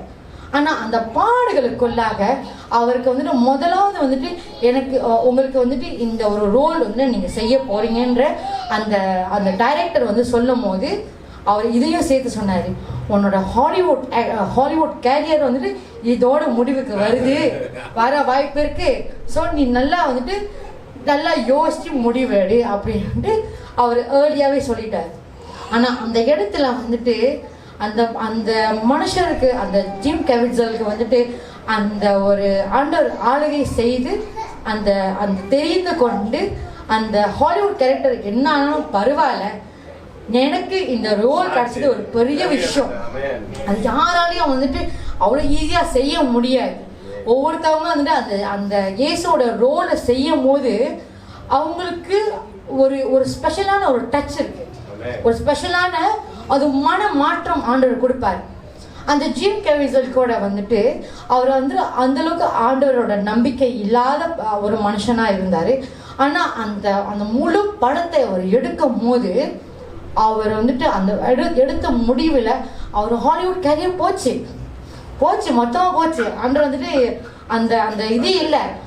ஆனா அவரோட சஃபரிங், அவர் பட்ட பாடுகள், அவர் மனம் திரும்பி இயேசுவை ஏற்றுக்கொண்டு இது வரையில கூட வந்துட்டு கர்த்தருடைய இது இயேசுடைய சுவிசேஷத்தை பத்தி உலகமெங்க அவர் சொல்லிக்கிட்டு இருக்கிறார்.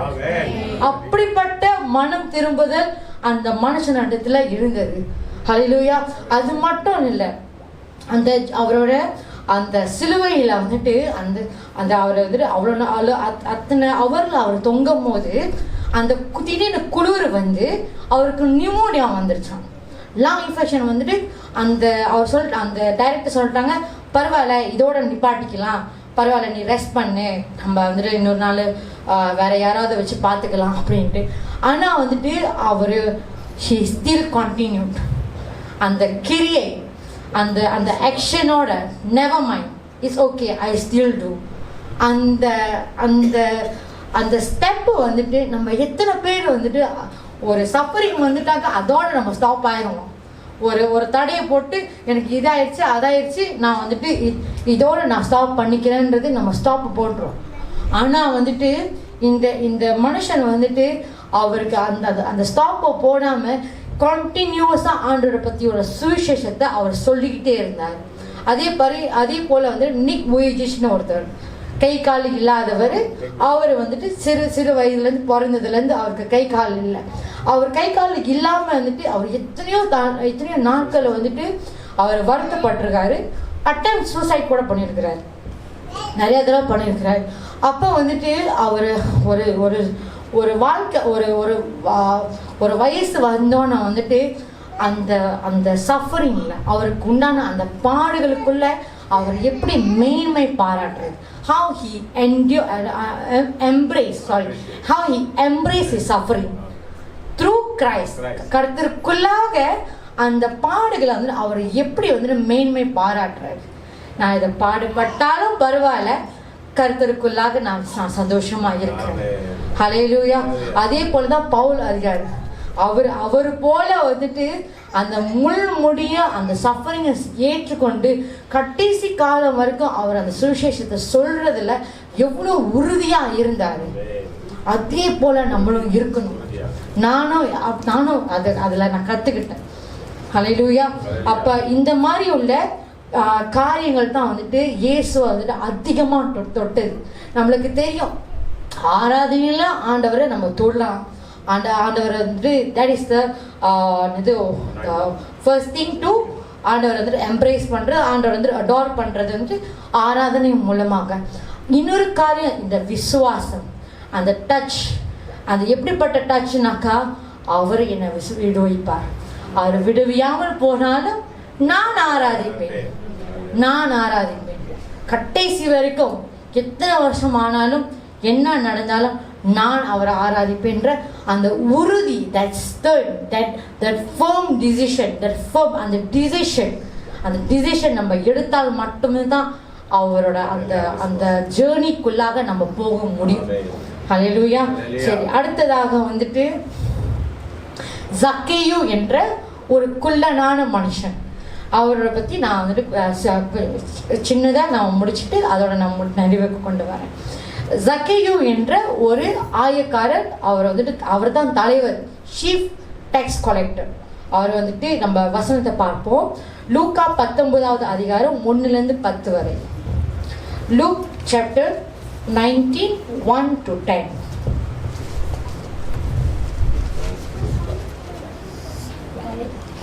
அல்லேலூயா. அவர் எரிகோவில் பிரவேசித்து அதன் வழியாக நடந்து போகையில் ஆயக்காரருக்கு தலைவனும் ஐஸ்வர்யமாய் இருந்த சகேயு என்னப்பட்ட ஒரு மனுஷன் இயேசு எப்படிப்பட்டவரோ என்று அவரை பார்க்க வகை தேடினான். அவன் குள்ளனானபடியால் ஜன கூட்டத்தில் அவரை காணக்கூடாமல் அவர் போகும் வழியில் முன்னாக ஓடி அவரை பார்க்கும்படி ஒரு காட்டாத்தி மரத்தில் ஏறினான். இயேசு அந்த இடத்தில் வந்தபோது அண்ணாந்து பார்த்து அவனை கண்டு, சகேயுவே, நீ சீக்கிரமாய் இறங்கி வா, இன்றைக்கு நான் உன் வீட்டிலே தங்க வேண்டும் என்றார். அவன் சீக்கிரமாய் இறங்கி சந்தோஷத்தோடு அவரை அழைத்து கொண்டு போனான். அதை கண்ட யாவரும், இவர் பாவியான மனுஷரிடத்தில் தங்கும்படி போனார் என்று முறுமுறுத்தார்கள். சகேயு நின்று கர்த்தரை நோக்கி, ஆண்டவரே, என் ஆஸ்திகளில் பாதியை ஏழைகளுக்கு கொடுக்கிறேன். நான் ஒருவனிடத்தில் எதையாகிலும் அநியாயமாக வாங்கினதுண்டானால் நாளத்தனையாக திரும்ப செலுத்துவேன் என்றான். இயேசு அவரை நோக்கி, இன்றைக்கு இந்த வீட்டுக்கு ரட்சிப்பு வந்தது, இவனும் ஆபிரகாமுக்கு குமாரனாய் இருக்கிறானே. இழந்து போனதை தேடவும் ரட்சிக்கவுமே மனுஷகுமாரன் வந்திருக்கிறார் என்றார். ஆமென். ஹல்லேலூயா. இந்த மனுஷன் குள்ளனான ஒரு மனுஷன். நான் நினைக்கிறேன் இது இந்த இயேசு வந்துட்டு இவரை குள்ளனா படிச்சது வந்துட்டு அந்த காட்டத்தி மரத்துல அவர் ஸ்பெஷலா தெரியணுக்காகத்தான். அவர் கிரௌடுக்குள்ள 10 11 அவர் அந்த கிரௌடுக்குள்ள இருந்தாருனாக்கா அவரு சாதாரணமா இருந்திருப்பாரு. ஆனா அந்த நாள், அந்த ரட்சிப்பின் நாளுக்காகவே வந்துட்டு அவர் கட்டையா குள்ளனா படைத்திருக்கிறார். ஹல்லேலூயா. அப்ப வந்துட்டு நான் குள்ளன்னு சொல்லும் போது எனக்கு 2 பேர் ஞாபகம் வருது. பரவாயில்ல. சரி, அந்த குள்ளனுக்கு வந்துட்டு எப்படிப்பட்ட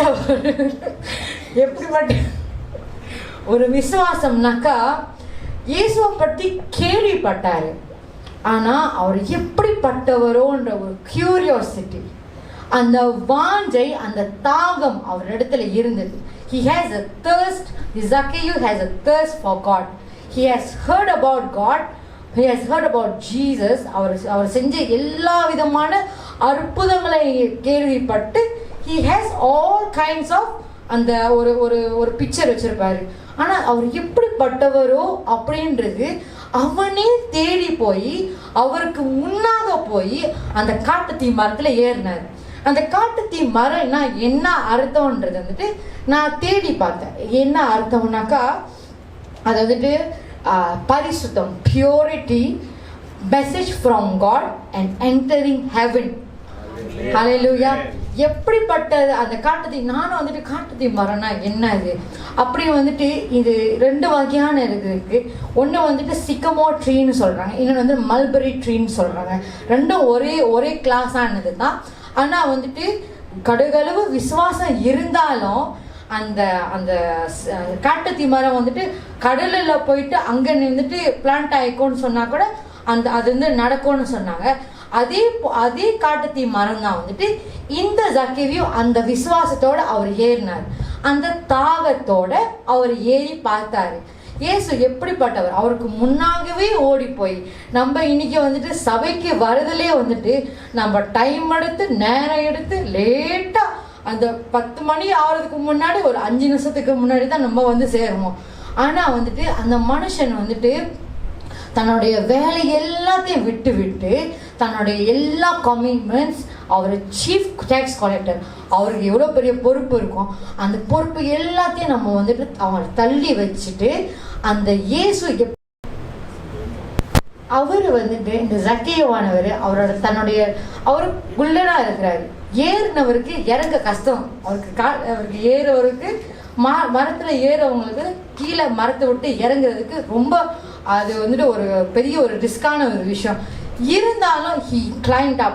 எந்த ஒரு எதிர்பார்ப்போடனாக்கா climb out with hope and repentance. அந்த இயேசு எப்படிப்பட்டவரோன்ற ஒரு விஷயம் இருக்கு. இவரை பார்த்தா எனக்கு ரட்சிப்பு உண்டு. அந்த ரட்சிப்பு எப்போ வருதுனாக்கா நான் மனம் திரும்பினால் மட்டும்தான் எனக்கு அந்த ரட்சிப்பு. அந்த மனம் திரும்புதல் இல்லாவிட்டால் நம்மளுக்கு அந்த ரட்சிப்பு இல்லை, நம்ம பரலோகத்துக்கு போக முடியாது. இந்த வாரத்தில் வந்துட்டு இந்த மெசேஜ்க்காக நான் வந்துட்டு கொஞ்சம் தயாரோட அந்த வார்த்தையெல்லாம் வந்துட்டு இறை வார்த்தைலாம் எழுதும் போது வந்துட்டு நான் யூடியூப் வீடியோவில் சில வீடியோஸை பார்த்தேன். அது எனக்கு வந்துட்டு இந்த இயேசுவை இந்த டெரரிஸ்ட் வந்துட்டு இயேசுவை பார்த்தாங்க, இயேசு அவங்க டச் பண்ணாங்க, மனம் திரும்பினாங்க, கன்வெர்ட் ஆனாங்க, இந்த மாதிரி ஸ்டோரிஸ்லாம், இந்த மாதிரி வந்துட்டு சாட்சிலாம் வந்துட்டு நான் எனக்கு பார்க்க ரொம்ப பிடிக்கும்.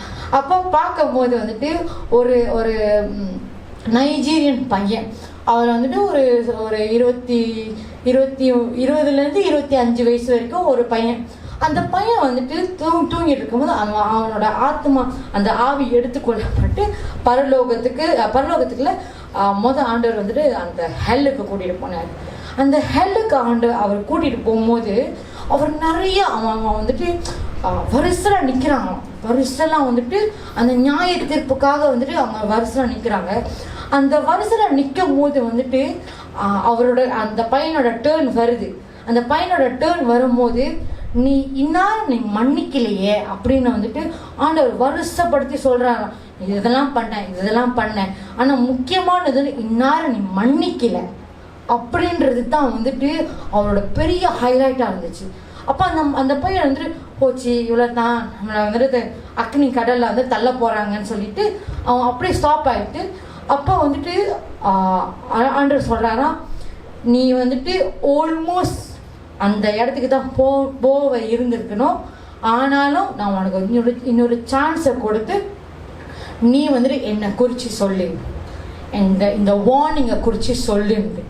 அப்போ அந்த ஒரு விஷயம், அந்த மன்னிக்காத அந்த ஒரு காரியம் வந்து எனக்கு வந்துட்டு அந்த பையன் சொல்லும் போது எனக்கு இங்கே நடுங்க ஆரம்பிச்சிருச்சு. எனக்கு வந்துட்டு இங்கே நடுங்க ஆரம்பிச்சிருச்சு. ரெண்டாவது காரியம் வந்துட்டு மனம் திரும்புதல் இல்லைனாக்கா இயேசு எல்லாருக்காகவும் ரத்தத்தை சிந்தினாரு. அந்த ரத்தத்தை சிந்தினது வந்து நீ அப்ரிஷியேட் பண்ணலை அப்படின்ட்டு. அன்னைக்கு ஈஸ்டருக்கு ரெசரக்ஷன் டே அன்னைக்கு வந்துட்டு பாஸ்டர் சுமிதா ஒரு மெசேஜ் சொன்னாங்க. எனக்கு இப்போ வரைக்கும் வந்துட்டு அது வந்துட்டு மைண்டில் அப்படியே வந்துட்டு ஒட்டிகிட்டு இருக்குது. ஆண்டோட ரத்தத்தை வந்துட்டு நம்ம அசட்டை பண்ணணும்னாக்கா அதுக்கு மன்னிப்பே இல்லைன்னு ஆண்டவர் சொன்னாருன்ட்டு. அதே மெசேஜ் தான் அந்த இன்னொரு வீடியோவில் வந்துட்டு நான் பார்த்தேன். அந்த லேடி அவங்க சொல்கிறாங்க, இதே தான் சொல்கிறாங்க. அவரோட ரத்தத்தை நம்ம வந்து அசட்டை பண்ணோம்னாக்கா நம்மளுக்கு வந்துட்டு மன்னிப்பே இல்லை, நம்ம ஸ்ட்ரெயிட்டாகவே அந்த ஹெல்லுக்குள்ளே தான் நம்ம போவோன்றது வந்துட்டு அவ்வளோ ஒரு ஸ்ட்ரிக்டாக அவங்க வார்ன் பண்ணாங்க. அப்போ அந்த மனம் திரும்புதல் நம்மளுக்கு எனக்காகவே ரத்தத்தை சிந்தினீங்களேன்ற அந்த ஒரு அறிக்கை, அந்த ஒரு விசுவாசம் வந்துட்டு நம்மளுக்குள்ளே இருக்கணும். எனக்காகவும் நீங்கள் சிந்தினீங்க ஆண்டவரே, எனக்காகவும் நீங்கள் மறித்தீங்க, உயிரோடு திரும்பி வந்தீங்கன்ற அந்த விசுவாசம் நம்மளுக்குள்ளே இருக்கணும். அது நம்ம டெய்லி ஜெபத்தில் கூட வந்துட்டு நம்ம டெய்லி சொல்லலாம். எப்படின்னாக்கா, ஆண்டவரே எனக்காக நீங்கள் ரத்தத்தை சிந்தினீங்க, எனக்காகவே நீங்கள் எல்லாத்தையும் செஞ்சீங்க, எனக்காகவே. இது பர்சனல் ப்ரேயரில் எனக்காகவே நம்ம சொல்கிறது வந்து தப்பு இல்லையே. அப்போ அதை சொல்லும் போது வந்துட்டு அந்த ரத்தத்தை நம்ம சொந்தமாக்கிக்கிறோம். அதை சொந்தமாக்கும் போது வந்துட்டு ஒவ்வொரு காரியத்திலும் இயேசுவின் ரத்தம் ஜெயானம் வந்துட்டு சாதாரணமான ஒரு காரியம். அந்த ரட்சிப்புனா அந்த இயேசுவோட ரத்தம் தான், அதை தவிர வேற எதுவுமே இல்லை. அல்லேலூயா. அப்ப அந்த ஜக்கேயு வந்துட்டு 5வது வசனத்துல பார்த்தோம்னாக்கா, அவனை அண்ணாந்து பார்த்து அவர் யாரும் வந்துட்டு சுத்தி அவ்வளோ ஜனங்கள் கூட்டங்கள் இருந்தாலும் அவர் யாரையும் அவர் திரும்பி அப்படி பார்க்கல. ஆனா அந்த ஜக்கேயு வந்துட்டு அவர் அண்ணாந்து பார்த்து பெயர் சொல்லி அழைத்தார். ஹல்லேலூயா. பெயர் சொல்லி அழைத்தார்னாக்கா, அப்ப அந்த ஜக்கேயு எப்படிப்பட்ட விசேஷித்தவனா இருப்பான். அந்த இடத்துல வந்துட்டு எக்ஸோடஸ் 33வது அதிகாரம் 17வது வசனம், நான் உன்னை பெயர் சொல்லி அழைத்தேன். யாத்திரை ஆகமம் 33வது அதிகாரம் 17வது வசனம்.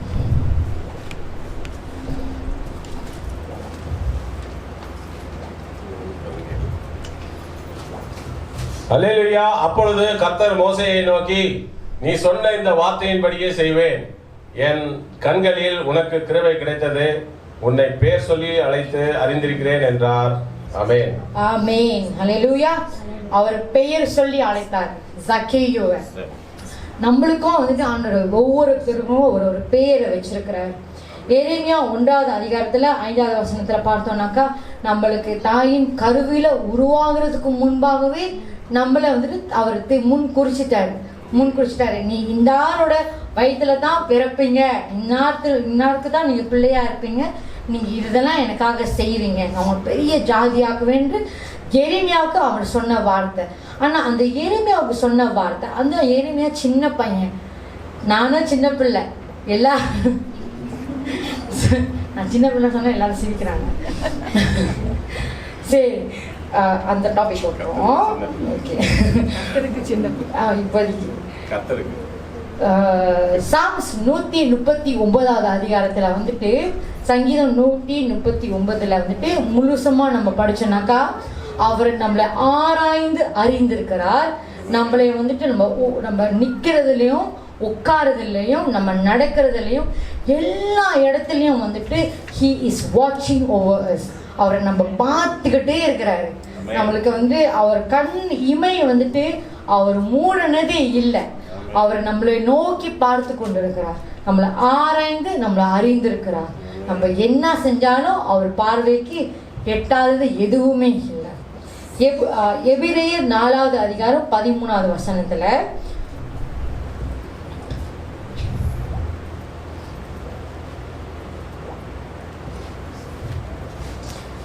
அவருடைய பார்வைக்கு மறைவான சிருஷ்டி ஒன்றுமே இல்லை. ஹல்லேலூயா. அவரோட பார்வைக்கு அந்த பார்வைக்கு வந்துட்டு மறைவான சிருஷ்டி ஒன்றும் இல்லை. நம்ம செய்யற ஒவ்வொரு காரியத்துக்கும் வந்துட்டு அவருக்கு நம்ம கணக்கு கொடுத்தாங்கணும். அதுக்குத்தான் வந்துட்டு நம்ம வந்துட்டு யாருமே பார்க்கலையே, நம்ம வந்துட்டு சின்ன சின்ன தப்பு செஞ்சுக்கலாம் அப்படின்றது இல்லை. அவர் எல்லாமே பார்த்து கொண்டு இருக்கிறார். அதுக்கு உண்டான கணக்கும் நம்ம அவருக்கு கொடுத்தே ஆகணும்ன்ற அவர் சொல்றாரு. ஹல்லேலூயா. அப்ப இந்த சக்கேயு அந்த காரியத்தை நல்லா தெரிஞ்சு வச்சுக்கிட்டு அவரை வந்துட்டு அவர் வீட்டுக்கு இயேசு சொல்றாரு, நீங்க உடனே இறங்கி வா. அவன் இறங்கி வர்றதுல கூட வந்துட்டு சின்னதா கூட தாமதிக்கல. உடனே அந்த காட்டத்தி மரத்துல எப்படி இறங்கி வந்தாருன்னு எனக்கு தெரியாது. ஆனா எப்படியோ ரிஸ்க் எடுத்து இறங்கி வந்துட்டாரு. இயேசு கூப்பிட்டாருன்ற சொல்லி எல்லாத்தையும் தள்ளி வச்சுட்டு அவருக்காக இறங்கி வந்தார். வீட்டுக்கு கொண்டு போனார்.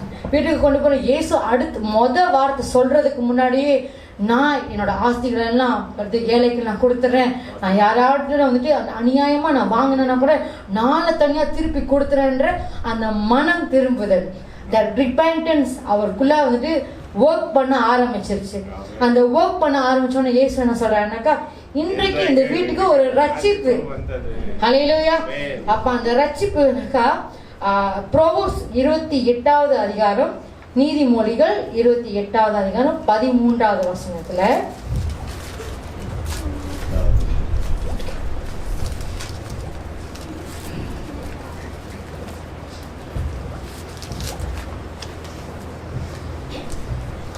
ப்ரோவர்ப்ஸ் 28:13வது வசனம். அல்லேலூயா. தன் பாவங்களை மறைக்கிறவன் வாழ்வடைய மாட்டான், அவைகளை அறிக்கை செய்து விட்டு விடுகிறவனோ இரக்கம் பெறுவான். ஆமென். ஆமென். சக்கேயு வந்துட்டு அவருடைய பாவத்தையும் அறிக்கை செய்து அந்த பாவத்தை விட்டு விட்டதுனால அந்த இடத்துக்கு அவனுக்கு ஒரு ரட்சிப்பு உண்டாயிருச்சு.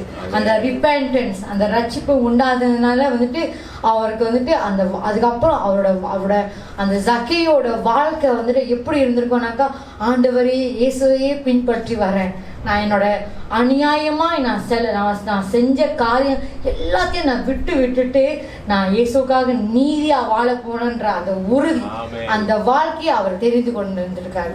ஹல்லேலூயா. அது எல்லாராலையும் வந்துட்டு அது செய்ய வந்துட்டு இம்மீடியட்டா செய்ய அது கஷ்டமான விஷயம்.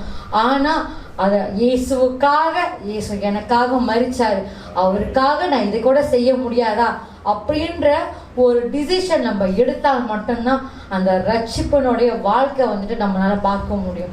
பரலோகத்துக்கு நம்ம அவரோட வந்துட்டு நம்ம அவர் கூட இருக்க முடியும்.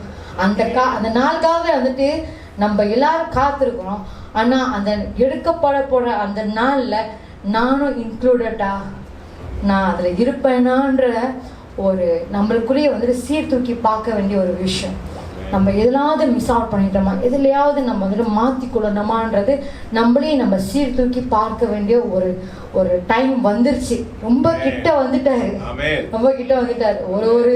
ஒரு டிசாஸ்டர், ஒரு இது பார்க்கும்போது ஓகே ரெடி ஆக வேண்டியதான். ஹல்லேலூயா, ரெடி ஆக வேண்டியதான். இதுக்கு மேலே வந்துட்டு நான் இன்னொரு 10 வருஷம் நான் வெயிட் பண்ண போகிறேன் அப்படின்லாம் இல்லை. எனி டைம் வந்துடுவாரோ. எனக்கு அந்த வீடியோலாம் நான் சொன்னல, அதெல்லாம் பார்க்கும் போது பயம் எடுத்துருச்சு எனக்கு. வர போறாரு. நான் என்ன பண்ணிக்கிட்டு இருக்கிறேன், நான் எத்தனை பேர் என்னோட சாட்சியை குறித்து நான் எத்தனை பேர்கிட்ட நான் சொல்லியிருக்கிறேன்றது எனக்கு பயம் வந்துருச்சு. அது வந்துட்டு ஒரு வார்னிங் மாதிரி எனக்கு வந்துருச்சு. சும்மா இருக்காது அதுக்கப்புறம். ஹல்லேலூயா. ஆண்டவர் எனக்கு இந்த ஒரு காரியத்தை, இந்த ஒரு விசேஷத்தை ஆண்டவர் கொடுத்துருக்காரு. அவர் புது சிருஷ்டி. 2 கொரிந்தியர் 5:17 படி வந்துட்டு அவர் வந்துட்டு கிறிஸ்துவுக்குள் வரும்போது அவர் புது சிருஷ்டியாய் வந்து அவர் பழையவைகள் எல்லாம் மறைந்து போய் புதியவைகளை தோன்றுது. அந்த புதியவைகளை என்னதுனாக்கா இயேசுக்குள்ளாக ஒரு வாழ்க்கை, அந்த கிறிஸ்துவோடைய வாழ்க்கையை அவர் பின்பற்றுகிற அந்த பாடுகளோட அந்த சந்தோஷத்தோட அந்த பாடுகளை ஏற்றுக்கொண்டு அவருக்காகவே வாழுகிற அந்த வாழ்க்கை. ஹல்லேலூயா. அதே போல நம்ம அந்த கடைசி வசனத்துல லூக்கா 19:10 வந்துட்டு இழந்து போனதை தேடவும் ரட்சிக்கவுமே மனுஷகுமாரன் வந்திருக்கிறார். அவரு அந்த ஜக்கேயும் வந்துட்டு he was lost. அவர் இழந்து போனதா, அவர் வந்துட்டு காணாமல் போன அந்த ஆட்டுக்குட்டியை போல அவர் இருந்தாரு. ஆனா அந்த ரட்சிப்பு, அந்த ரிப்பெண்டன்ஸ்குள்ள வந்த கையோட அவர் அப்படி தூக்கிட்டாரு. ஹல்லேலூயா. அவர் ஆண்டவரோட உள்ளங்கையிலுக்குள்ள வந்துட்டாரு. அவரோட காலங்கள் இயேசுவோட கருத்தில் இருக்கிறதுன்னு ஒப்பு கொடுத்துட்டார், சரண்டர் பண்ணிட்டார். ஹல்லேலூயா. அதே போல நம்மளும் வந்துட்டு இன்னும் சரண்டர் பண்ணாம இருந்தோம்னாக்கா இன்னைக்கு நம்ம சரண்டர் பண்ணுவோம். இன்னைக்கு நம்ம அவர்கிட்ட ஒப்பு கொடுப்போம். என் காலங்கள் உங்களுடைய கருத்தில் இருக்கிறது ஏசப்பா அப்படின்ற விசுவாசத்தோடு நம்ம காத்திருப்போம். ஒரு ஆட்டுக்குட்டி காணா போனதில் வந்துட்டு அந்த 99 ஆட்டுக்குட்டியையும் ஆண்டவர் விட்டுட்டு அந்த ஆட்டுக்குட்டியக்காக வந்துட்டு அவரை தேடி வரார். நம்ம அந்த ஆட்டுக்குட்டியா இருக்கிறோம். அந்த ஆட்டுக்குட்டியை தேடி நம்மளை மீட்டு கொண்டாரு. நம்ம அதுக்கப்புறம் என்ன பண்ண போறோம்? நம்ம அந்த ஆட்டுக்குட்டியை அவரை பின்தொடர்கிற அந்த ஆட்டுக்குட்டியை நம்ம மாற போகிறோம். அந்த மாற போகும்போது ஒரு ஆத்மா ரட்சிக்கப்பட்டாலே பரலோகமே சந்தோஷப்படணும். அதுதான் ஆண்டவருக்கு பிரியமான காரியம். நம்ம கடைசியா நான் ஒரு வார்த்தை சொல்றேன். 1 தீமோத்தி 2:4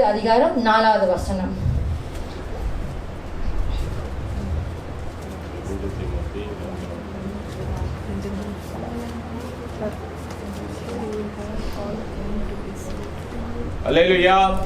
எல்லா மனுஷரும் ரசிக்கப்படவும் சத்தியத்தை அறிகிற அறிவை அடையவும் அவர் சித்தமுள்ளவராய் இருக்கிறார். ஆமென். ஆமென். எல்லா மனுஷரும், நம்ம கிறிஸ்தவர்கள் மட்டும் இல்ல, ஆண்டவர் அறிந்து கொண்ட பிள்ளைகள் மட்டும் இல்ல, ஆண்டவர் அறியாத எத்தனை பேர் நம்ம குடும்பத்துக்குள்ளாகவே இருக்கிறாங்க. எனக்கு அப்பா அம்மாவும் சரி, என் அண்ணனா இருக்கட்டும், எல்லாமே ஆண்டவர் இன்னும் வந்துட்டு சரியா வந்துட்டு அந்த பிடிச்சிக்கொள்ளாத இதுல இருக்கிறாங்க. அவங்களுக்கெல்லாம் என்னோட சுவிசேஷத்தை சொல்லணும். அவங்க மட்டும் இல்லை, என்னோட சுற்றி இருக்கிறவங்க, என் கூட வேலை செய்கிறவங்க, என் கூட படிக்கிறவங்க எல்லாருக்கிட்டையும் இயேசுவை பற்றி சொல்லணும். ஏன்னா ஒருவரும் கெட்டு போகக்கூடாதபடிக்கு எல்லாருமே ரட்சிக்கப்படணுன்றது தான் அவருடைய சித்தம். அவருக்கு வந்துட்டு யாருமே வந்துட்டு அந்த பாதாளத்தில் போய் விழுவணும், அந்த அக்னி கடல்ல போய் வந்துட்டு நம்ம டெய்லி வேதனை பண்ணணுன்ற அவருக்கு சித்தமே இல்லையா, அவருக்கு ஆசையே இல்லையா. அவருக்கு எல்லாருமே அவரோட நம்ம பிள்ளைங்க எப்படி நம்ம பக்கத்திலே இருக்கணும்னு நம்ம ஆசைப்படுறோமோ அதே போலதான் அவரோட பிள்ளைங்க அவர் கூடவே இருக்கணும்னு அவர் சேர்த்துக்கணும்னு ஆசைப்படுறாரு. அதே போல தான் வந்துட்டு நம்மளும் வந்துட்டு நம்ம சுத்தி இருக்கிறவங்க யார் இன்னும் ஆண்டவர் அறிந்து கொள்ளலையோ அவங்கள பத்தி இயேசுவை பத்தி அவங்க கிட்ட சொல்றது வந்துட்டு நம்ம அதிக பிரயாசம் எடுப்போம், அதிகமா நம்ம வந்துட்டு அவரை பத்தி நம்ம சொல்லுவோம். இதுதான் எனக்கு கொடுக்கப்பட்ட நான் கொடுக்க நினைத்த ஒரு மெசேஜ். இதில் வந்துட்டு எல்லாரும் வந்துட்டு பயன் அடைஞ்சிருப்பீங்கன்னு நான் கருத்திற்குள்ள விசுவாசிக்கிறேன். என்னோட வார்த்தைகள் ஏதாவது வந்துட்டு உங்களை காயப்படுத்திருந்தா என்னை தயவாய் மன்னிங்க. இது என்னோட ஃபர்ஸ்ட் டைம். நான் நிச்சயமாக வந்துட்டு இதுக்கப்புறம் வந்துட்டு நல்லா இன்னும் பெட்டராக வந்துட்டு திருத்திக் கொள்ளுங்கள்.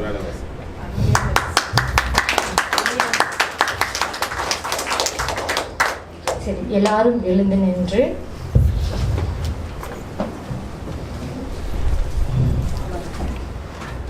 உங்களோட பாவ மன்னிப்புக்காக தன் பாவத்தை மறைக்கிறவன் வாழ்வடைய மாட்டான், அதை அறிக்கை செய்து விட்டு வைக்கிறவனும் இரக்கம் பெறுவான் என்று நம்ம படிச்சிருக்கிறோம். அதை முழுமையாய் இந்த நாளில் நம்ம செய்த ஒவ்வொரு பாவங்களையும் கர்த்தரிடத்துல நம்ம ஒப்பு வைத்தோமானால் நிச்சயமா கர்த்தர் நம்ம பரிசுத்தமாக்க வல்லவராக இருக்கிறார். நம்ம ஒப்பு கொடுப்போம். யாரையாவது நம்ம காயப்படுத்தி இருந்தோமான கர்த்தரின் முதலாவது நம்ம ஏதாவது ஒரு சூழ்நிலையில் நம்ம கர்த்தரை துக்கப்படுத்தியிருப்போம், அவரை வேதனைப்படுத்தி இருந்திருப்போம். நம்மளோட செயல்களில், நம்மளோட சுபாவங்களில், நம்மளோட செய்கைகளில் முறுமுறுத்தோ, நம்ம இவரை யாரையாவது தவறாக பேசியோ, ஆண்டவருக்கு நம்ம நன்றியுள்ள பிள்ளையா இல்லாமலோ அது இருக்கும் போதே நம்ம ஆண்டவரை துக்கப்படுத்துகிறோம். அந்த துக்கப்படுத்துகிற ஒவ்வொரு காரியத்தையும் இன்னைக்கு நமக்கு முன்பாக வைத்து ஆண்டவர் சமூகத்தில் நம்ம ஒப்பு கொடுப்போம். அவர்னால மட்டும்தான் நம்மளை மன்னிக்க முடியும், நம்மளை பரிசுத்தப்படுத்த முடியும். ஸ்தோத்திரம் ஆண்டவர். எதையாகிலும் நம்ம மற்றவங்களை வந்துட்டு மன்னிக்காம இருந்தோம்னாக்கா இந்த நாளில் நம்ம ஒப்பு வைத்து அந்த இருதயத்துல இருக்கிற காயங்களை அதை அப்படியே இயேசுவுக்கு நம்ம கொடுத்துட்டு, அவங்கள யார் நம்மளை காயப்படுத்தினாங்களோ, நம்மளை வேதனைப்படுத்தினாங்களோ அவங்கள மன்னித்து, மனசார மன்னித்து அவங்கள நம்ம பிளஸ் பண்ணுவோம், அவங்க நம்ம ஆசீர்வதிப்போம். கர்த்தர் சொல்லலை உன்னோட எதிரியை நீ பகைச்சுக்கோன்னு சொல்லலை, உன்னை எதிரியக்காக நீ ஜெபம் பண்ணுன்னு சொன்னார். அந்த எதிரியை மன்னிக்க சொன்னார். அது யாரா இருக்கலாம், அவங்களை நம்ம மன்னிப்போம்.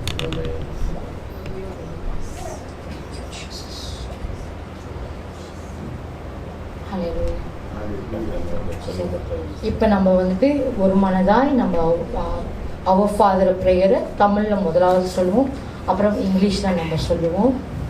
பரமண்டலங்களில் இருக்கிற எங்கள் பிதாவே, உம்முடைய நாமம் பரிசுத்தப்படுவதாக, உம்முடைய ராஜ்யம் வருவதாக, உம்முடைய சித்தம் பரமண்டலத்திலே செய்யப்படுகிறது போல பூமியிலேயும் செய்யப்படுவதாக. எங்களுக்கு வேண்டிய ஆகாரத்தை இன்று எங்களுக்கு தாரும். எங்கள் கடனாளிகளுக்கு நாங்கள் மன்னிக்கிறது போல எங்கள் கடன்களை எங்களுக்கு மன்னியும். எங்களை சோதனைக்கு உட்படப்படாமல் தீமையிலிருந்து எங்களை ரட்சித்துக் கொள்ளும். ராஜ்யமும் வல்லமையும் மகிமையும் என்றென்றைக்கும் உம்முடையதே. ஆமென்.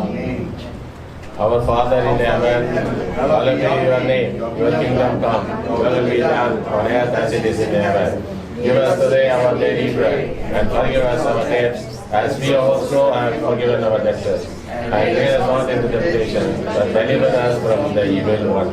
For yours is the kingdom, and the power, and the glory forever. Amen. இப்ப நம்மளோட காணிக்கைகளை நம்ம எடுத்துக்கொள்வோம். எல்லாரும் அமர்ந்து நம்ம காணிக்கையை நம்ம எடுத்துக்கொள்வோம். கர்த்தர் வந்துட்டு நிச்சயமாக நம்மளோட காணிக்கையை ஆசீர்வதிக்க, பரிசுத்தப்படுத்தி நம்மளை ஆசீர்வதிக்க வல்லவராக இருக்கிறார். 100 மடங்காக நம்மளை ஆசீர்வதித்தார்.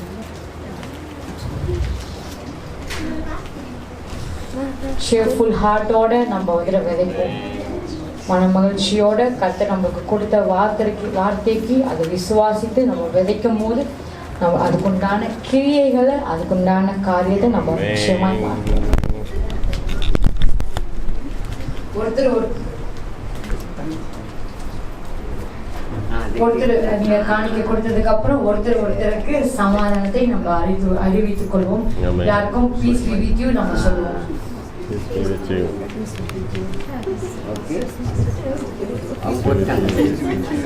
Please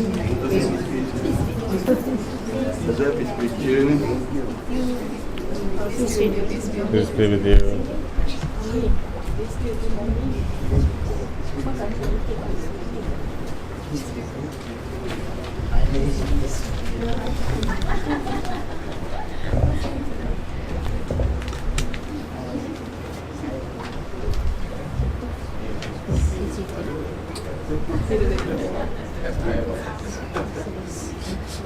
இப்போ நம்ம திருவிருந்து பங்கு பெறுவோம். எல்லாரும் எழுந்து நின்று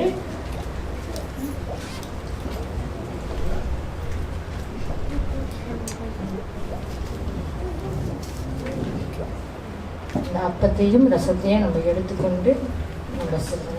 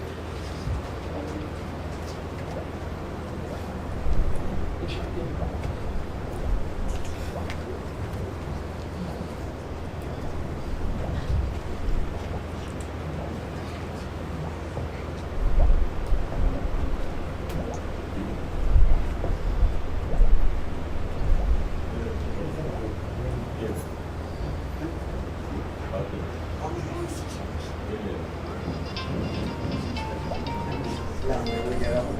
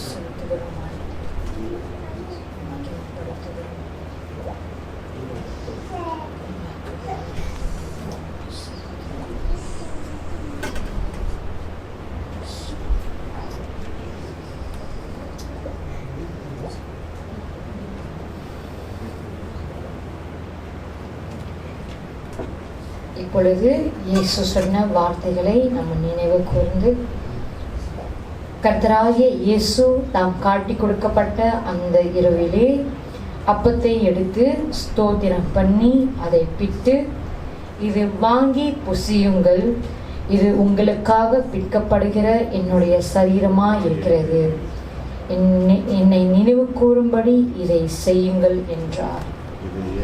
இயேசு கிறிஸ்துவுடைய சரீரத்தை நம்ம உண்போம்.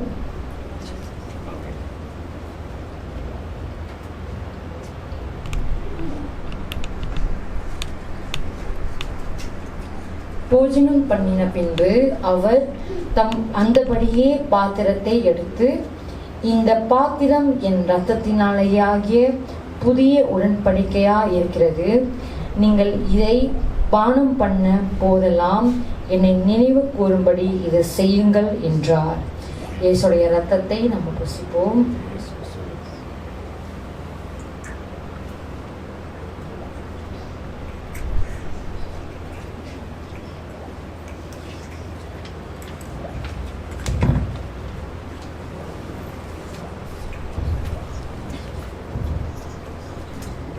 நல்ல தகப்பனே ராஜா, உமக்கு நாங்கள் நன்றி செலுத்துகிறோம் ஆண்டவரே. அப்பா தகப்பனே, இந்த நாளில் ஆண்டவரே எங்களுக்கு ஆண்டவரே நீங்கள் உங்களுடைய ரத்தத்துக்காக எங்களுக்காக நீங்கள் ரத்தத்தை சிந்தினீங்க, அதற்காக நாங்கள் நன்றி செலுத்துகிறோம் ஆண்டவரே. நீங்களும் சோதிக்கப்பட்டு எங்களை சோதிக்கப்படுற எங்களுக்கும் ஆண்டவரே நீங்கள் உதவி செய்ய வல்லமை உள்ளவராக இருப்பதற்காக நாங்கள் நன்றி செலுத்துகிறோம் ஆண்டவரே. ராஜாவே, நீர் இரக்கம் உள்ள தேவன் அப்பா. மனம் திரும்புகிற ஒவ்வொரு பேருக்கும் ஆண்டவரே கர்த்தர் நீங்கள் ரட்சிப்பின் பாத்திரத்தை கொடுக்கிற தேவனா இருக்கிறீர் சுவாமி. அப்பா, இன்னைக்கு வந்திருக்கிற ஒவ்வொரு பிள்ளைகளும் ஆண்டவரே விசேஷமாக ஆண்டவரே அப்பா ஊழியக்காரர்களுக்காக நாங்கள் செபிக்கிறோம். எங்களுக்காக ஆண்டவரே அப்பா அவங்க ஜெபத்தை அவங்க ஆண்டவரை விதைத்து ஆண்டவரே எங்களோட ஆத்மாக்காக அவங்க அந்த ஒவ்வொரு காரியத்தையும் அவங்க செய்கிறதுல அவங்களுக்கு நல்ல பலத்தையும் அவங்க சரீரத்திலையும் அப்பா அவங்க ஆவியிலையும் ஆண்டவரே ராஜா கர்த்தர் இன்னும் அதிகமாய் ஆண்டவரே அவங்களை ஆசீர்வதிக்கும்படியாய் நாங்கள் ஜெபிக்கிறோம். அபிஷேகம் பண்ண வேண்டும்படியாய் நாங்கள் ஜெபிக்கிறோம் ஆண்டவரே. அப்பா தகப்பனே, அப்பா இங்க இருக்கிற ஒவ்வொரு பிள்ளைகளும் குடும்பமாய் நாங்கள் ஆசீர்வதிக்கிறோம் ஆண்டவரே. அப்பா ஒவ்வொரு பிள்ளைகளும் ஆண்டவரே அப்பா படிக்கிற பிள்ளைகளை கர்த்தர் ஆசீர்வதிப்பீராக.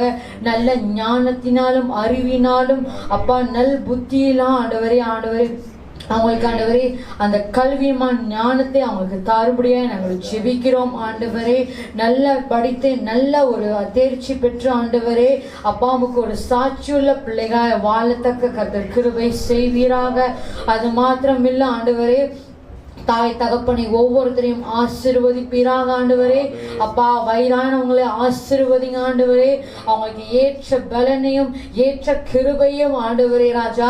இந்த முதிர் வயதில் ஆண்டவரே நடக்கும் போதும் உட்காரும் போதும் எல்லா சூழ்நிலைகளையும் கர்த்தர் அவங்களுக்கு பலனா இருப்பதற்காக நன்றி ராஜா. அப்பா அவங்களுக்கு பலத்தை தருவீராக ஆண்டவரே. அவங்களுக்கு தேவைகளை சந்திப்பீராக ஆண்டவரே. அவங்க மன விருப்பத்தின்படி கர்த்தர் ஆண்டவரே அப்பா சித்தத்தில கர்த்தர் நிறைவேற்றத்தக்கதாய் கர்த்தர் ஆண்டவரே இந்த நாளில் ஆண்டவரே அவங்களை ஆசீர்வதிக்கும்படியாய் நாங்கள் ஜெபிக்கிறோம் ஆண்டவரே.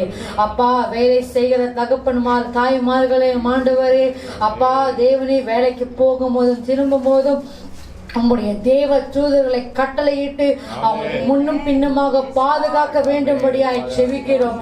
எந்த ஒரு ஆபத்தும் தீங்கும் அவங்களை நேரிடாதபடிக்கு கர்த்தருடைய ரத்தம் அவங்களை சூழ்ந்து கொள்ளும்படியாய் செபிக்கிறோம் ஆண்டவரே. அப்பா ராஜாவே அவங்க வேலை இடத்துல ஆண்டவரே அவங்களுக்கு ஒரு உயர்வு கொண்டு வரும்படியாய் ராஜாவே அப்பா ஸ்தானத்தை கர்த்தர் உயர்த்தும்படியாய் நாங்கள் செபிக்கிறோம். அப்பா உங்களுடைய ராஜ்யத்துக்கு விதைக்கிற பிள்ளைகளாக இன்னும் உருவாக்கும்படியாய் நாங்கள் செபிக்கிறோம் ஆண்டவரே. அப்பா சிறு பிள்ளைகளை அவங்க கரத்துல ஒப்புவிக்கிறோம் ஆண்டவரே. அப்பா சிறு பிள்ளைகளை இந்த இடத்துல வர நீங்க தடை செய்யாதீங்கன்னு சொன்னீங்க ஆண்டவரே. அப்படிப்பட்டவங்களுக்கு ராஜ்யத்துக்கு உரியவைகள்னு சொன்னீங்க ஆண்டவரே. அந்த வார்த்தையின்படி ராஜாவே அப்பா அந்த பிள்ளைகளுக்கு ஆண்டவரே தெய்வ பயத்துல ஆண்டவரே அப்பா உமக்கு உரிய பிள்ளைகளாய் ஆண்டவரே உமக்கு பணியாற்றுகிற பிள்ளைகளாய் சுவாமி அப்பா சிறு வயதிலே ஆண்டவரே அந்த விதையை கர்த்தர் விதைத்ததற்காக நன்றி. இன்னும் அதிகமாய் ராஜாவே அப்பா தரிசனம் பார்த்து அப்பா உங்களை இன்னும் அதிகமாய் தரிசிச்சு இன்னும் பல பேருக்கு அந்த பிள்ளைகளோட சுவிசேஷம் சொல்லட்டும் ஆண்டவரே ராஜாவே. அந்த பிள்ளைகளை உருவாக்குங்க ஆண்டவரே ராஜா. அந்த பிள்ளைகளை ஆசீர்வதிங்க ஆண்டவரே ராஜா. அப்பா நல்ல சுகத்தையும் பலத்தையும் பிள்ளைகளுக்கு தந்து நல்ல ஊற்று சத்தை ஆண்டவரே பிள்ளைகளுக்கு தந்து ஆண்டவரே ராஜா. எந்த வியாதிக்கோ ஆண்டவரே அந்த பிள்ளைகளை தொடாதபடிக்கு கர்த்தர் ஆண்டவரே பிள்ளைகளை ஆசீர்வதிக்கும்படியாய் செபிக்கிறோம் ஆண்டவரே. திருமணம் ஆகாத பிள்ளைகளுக்கு ஆண்டவரே திருமண நல்ல ஒரு வைபோகத்தை கர்த்தர் ஆண்டவரே அப்பா அவங்க குடும்பத்துல ஆண்டவரே ஒரு சந்தோஷம் மகிழ்ச்சி உண்டாக்கும்படிக்கு ஆண்டவரே அவங்க குடும்பத்துல ஆண்டவரே அப்பா ராஜா அந்த நல்ல ஒரு திருமண காரியத்தை இந்த வருஷத்துல கர்த்தர் நிறைவேற்றும்படியாய் செபிக்கிறோம் ஆண்டவரே. ஏற்ற துணை கர்த்தர் ஆண்டவரே தர வேண்டும்படியாய் செபிக்கிறோம் ஆண்டவரே ராஜா. அப்பா தேவனே இன்னும் ஆண்டவரே திக்கற்றவர் பிள்ளைகளுக்கும் விதவைகளுக்கும் நீர் தகப்பனா இருக்கிறேன் விசாரிக்கிற தேவனா இருக்கிறேன் ஆண்டவரே. யார் யார் திக்கற்றவர்களா இருக்கிறாங்களோ தனிமையில இருக்கிறாங்களோ ஆண்டவரே தனிமையின் நேரத்துல கர்த்தர் அவங்களுக்கு துணையா இருக்கும்படியாய் செபிக்கிறோம் ஆண்டவரே. அப்பா கர்த்தர் நீங்க ஆண்டவரே இந்த நித்திய ஜீவன் பிரேயர் ஹவுஸ்ல ஆண்டவரே ராஜா அப்பா வந்திருக்கிற பிள்ளைகளை வர முடியாத இருக்கிற பிள்ளைகளையும் ஆண்டவரே கர்த்தர் முகமுகமாய் ஆசீர்வதிக்கும் அவங்களை தொட்ட வேண்டும்படியாய் ஜெபிக்கிறோம் ஆண்டவரே ராஜா. அப்பா தேவனே வர முடியாம இருக்கிற எல்லா தடைகளையும் இயேசுவின் நாமத்துல உடைக்கிறோம் ஆண்டவரே ராஜா. எல்லா தடைகளையும் நீக்கி போற ராஜா எங்களுக்கு முன்பாக நீங்க செல்லுகிறீங்க ஆண்டவரே. அப்பா எங்களுக்காக நீங்க யாவையும் செய்து முடிக்கிற தேவனா இருக்கிறீங்க ஆண்டவரே. லோனுக்காக வீடுக்காக அந்த காடிகளுக்காக அந்த வாகனத்துக்காக காத்திருக்கிற ஒவ்வொரு பிள்ளைகளோட ஜெபத்தை நீ கேட்கிற தேவனா இருக்கிறீர் அப்பா. அவங்களோட எல்லா வாஞ்சை, எல்லா தேவைகள், அந்த லோன் பாஸ் ஆகுறதுக்கு உண்டான எல்லா டாக்குமெண்ட்ஸ் எல்லாத்திலையும் உங்களுடைய கரம் இறங்குவதாக ராஜாவே. கர்த்தர் நீங்க அசைய பண்ணுங்க சுவாமி, அந்த அஸ்திபாரத்தை அசைய பண்ணுங்க ஆண்டவரே ராஜா. நீங்க நடத்துங்க சுவாமி. இயேசுவின் நாமத்துல நாங்கள் ஜெபிக்கிறோம் எங்கள் ஜீவனுள்ள நல்ல பிதாவே, ஆமென். எல்லாரும் கரங்களை உயர்த்தி, என் ஆத்துமாவே கர்த்தரை ஸ்தோத்திரி, என் முழு உள்ளமே அவர் பரிசுத்த நாமத்தை ஸ்தோத்திரி. என் ஆத்துமாவே கர்த்தரை ஸ்தோத்திரி, கர்த்தர் செய்த சகல உபகாரங்களையும் மறவாதே. ஆமென். நம்முடைய கர்த்தராகிய இயேசு கிறிஸ்துவினுடைய கிருபையும் பிதாவினுடைய தேவனுடைய அன்பும் பரிசுத்த ஆவியானவருடைய அன்யோன்ய ஐக்கியமும் நம்மளோட கூட சதா காலமும் இருப்பதாக. ஆமென். நித்திய ஜீவன் பிரேயர் ஹவுஸ், நித்திய ஜீவன் ஜெப வீடு என்கிற கர்த்தருடைய ஆசீர்வாதமான வீடியோகளை கண்டு தேவ கிருபையை பெற்றுக் கொள்வீர்களாக. கர்த்தர் உங்களை ஆசீர்வதிப்பாராக. ஆமென்.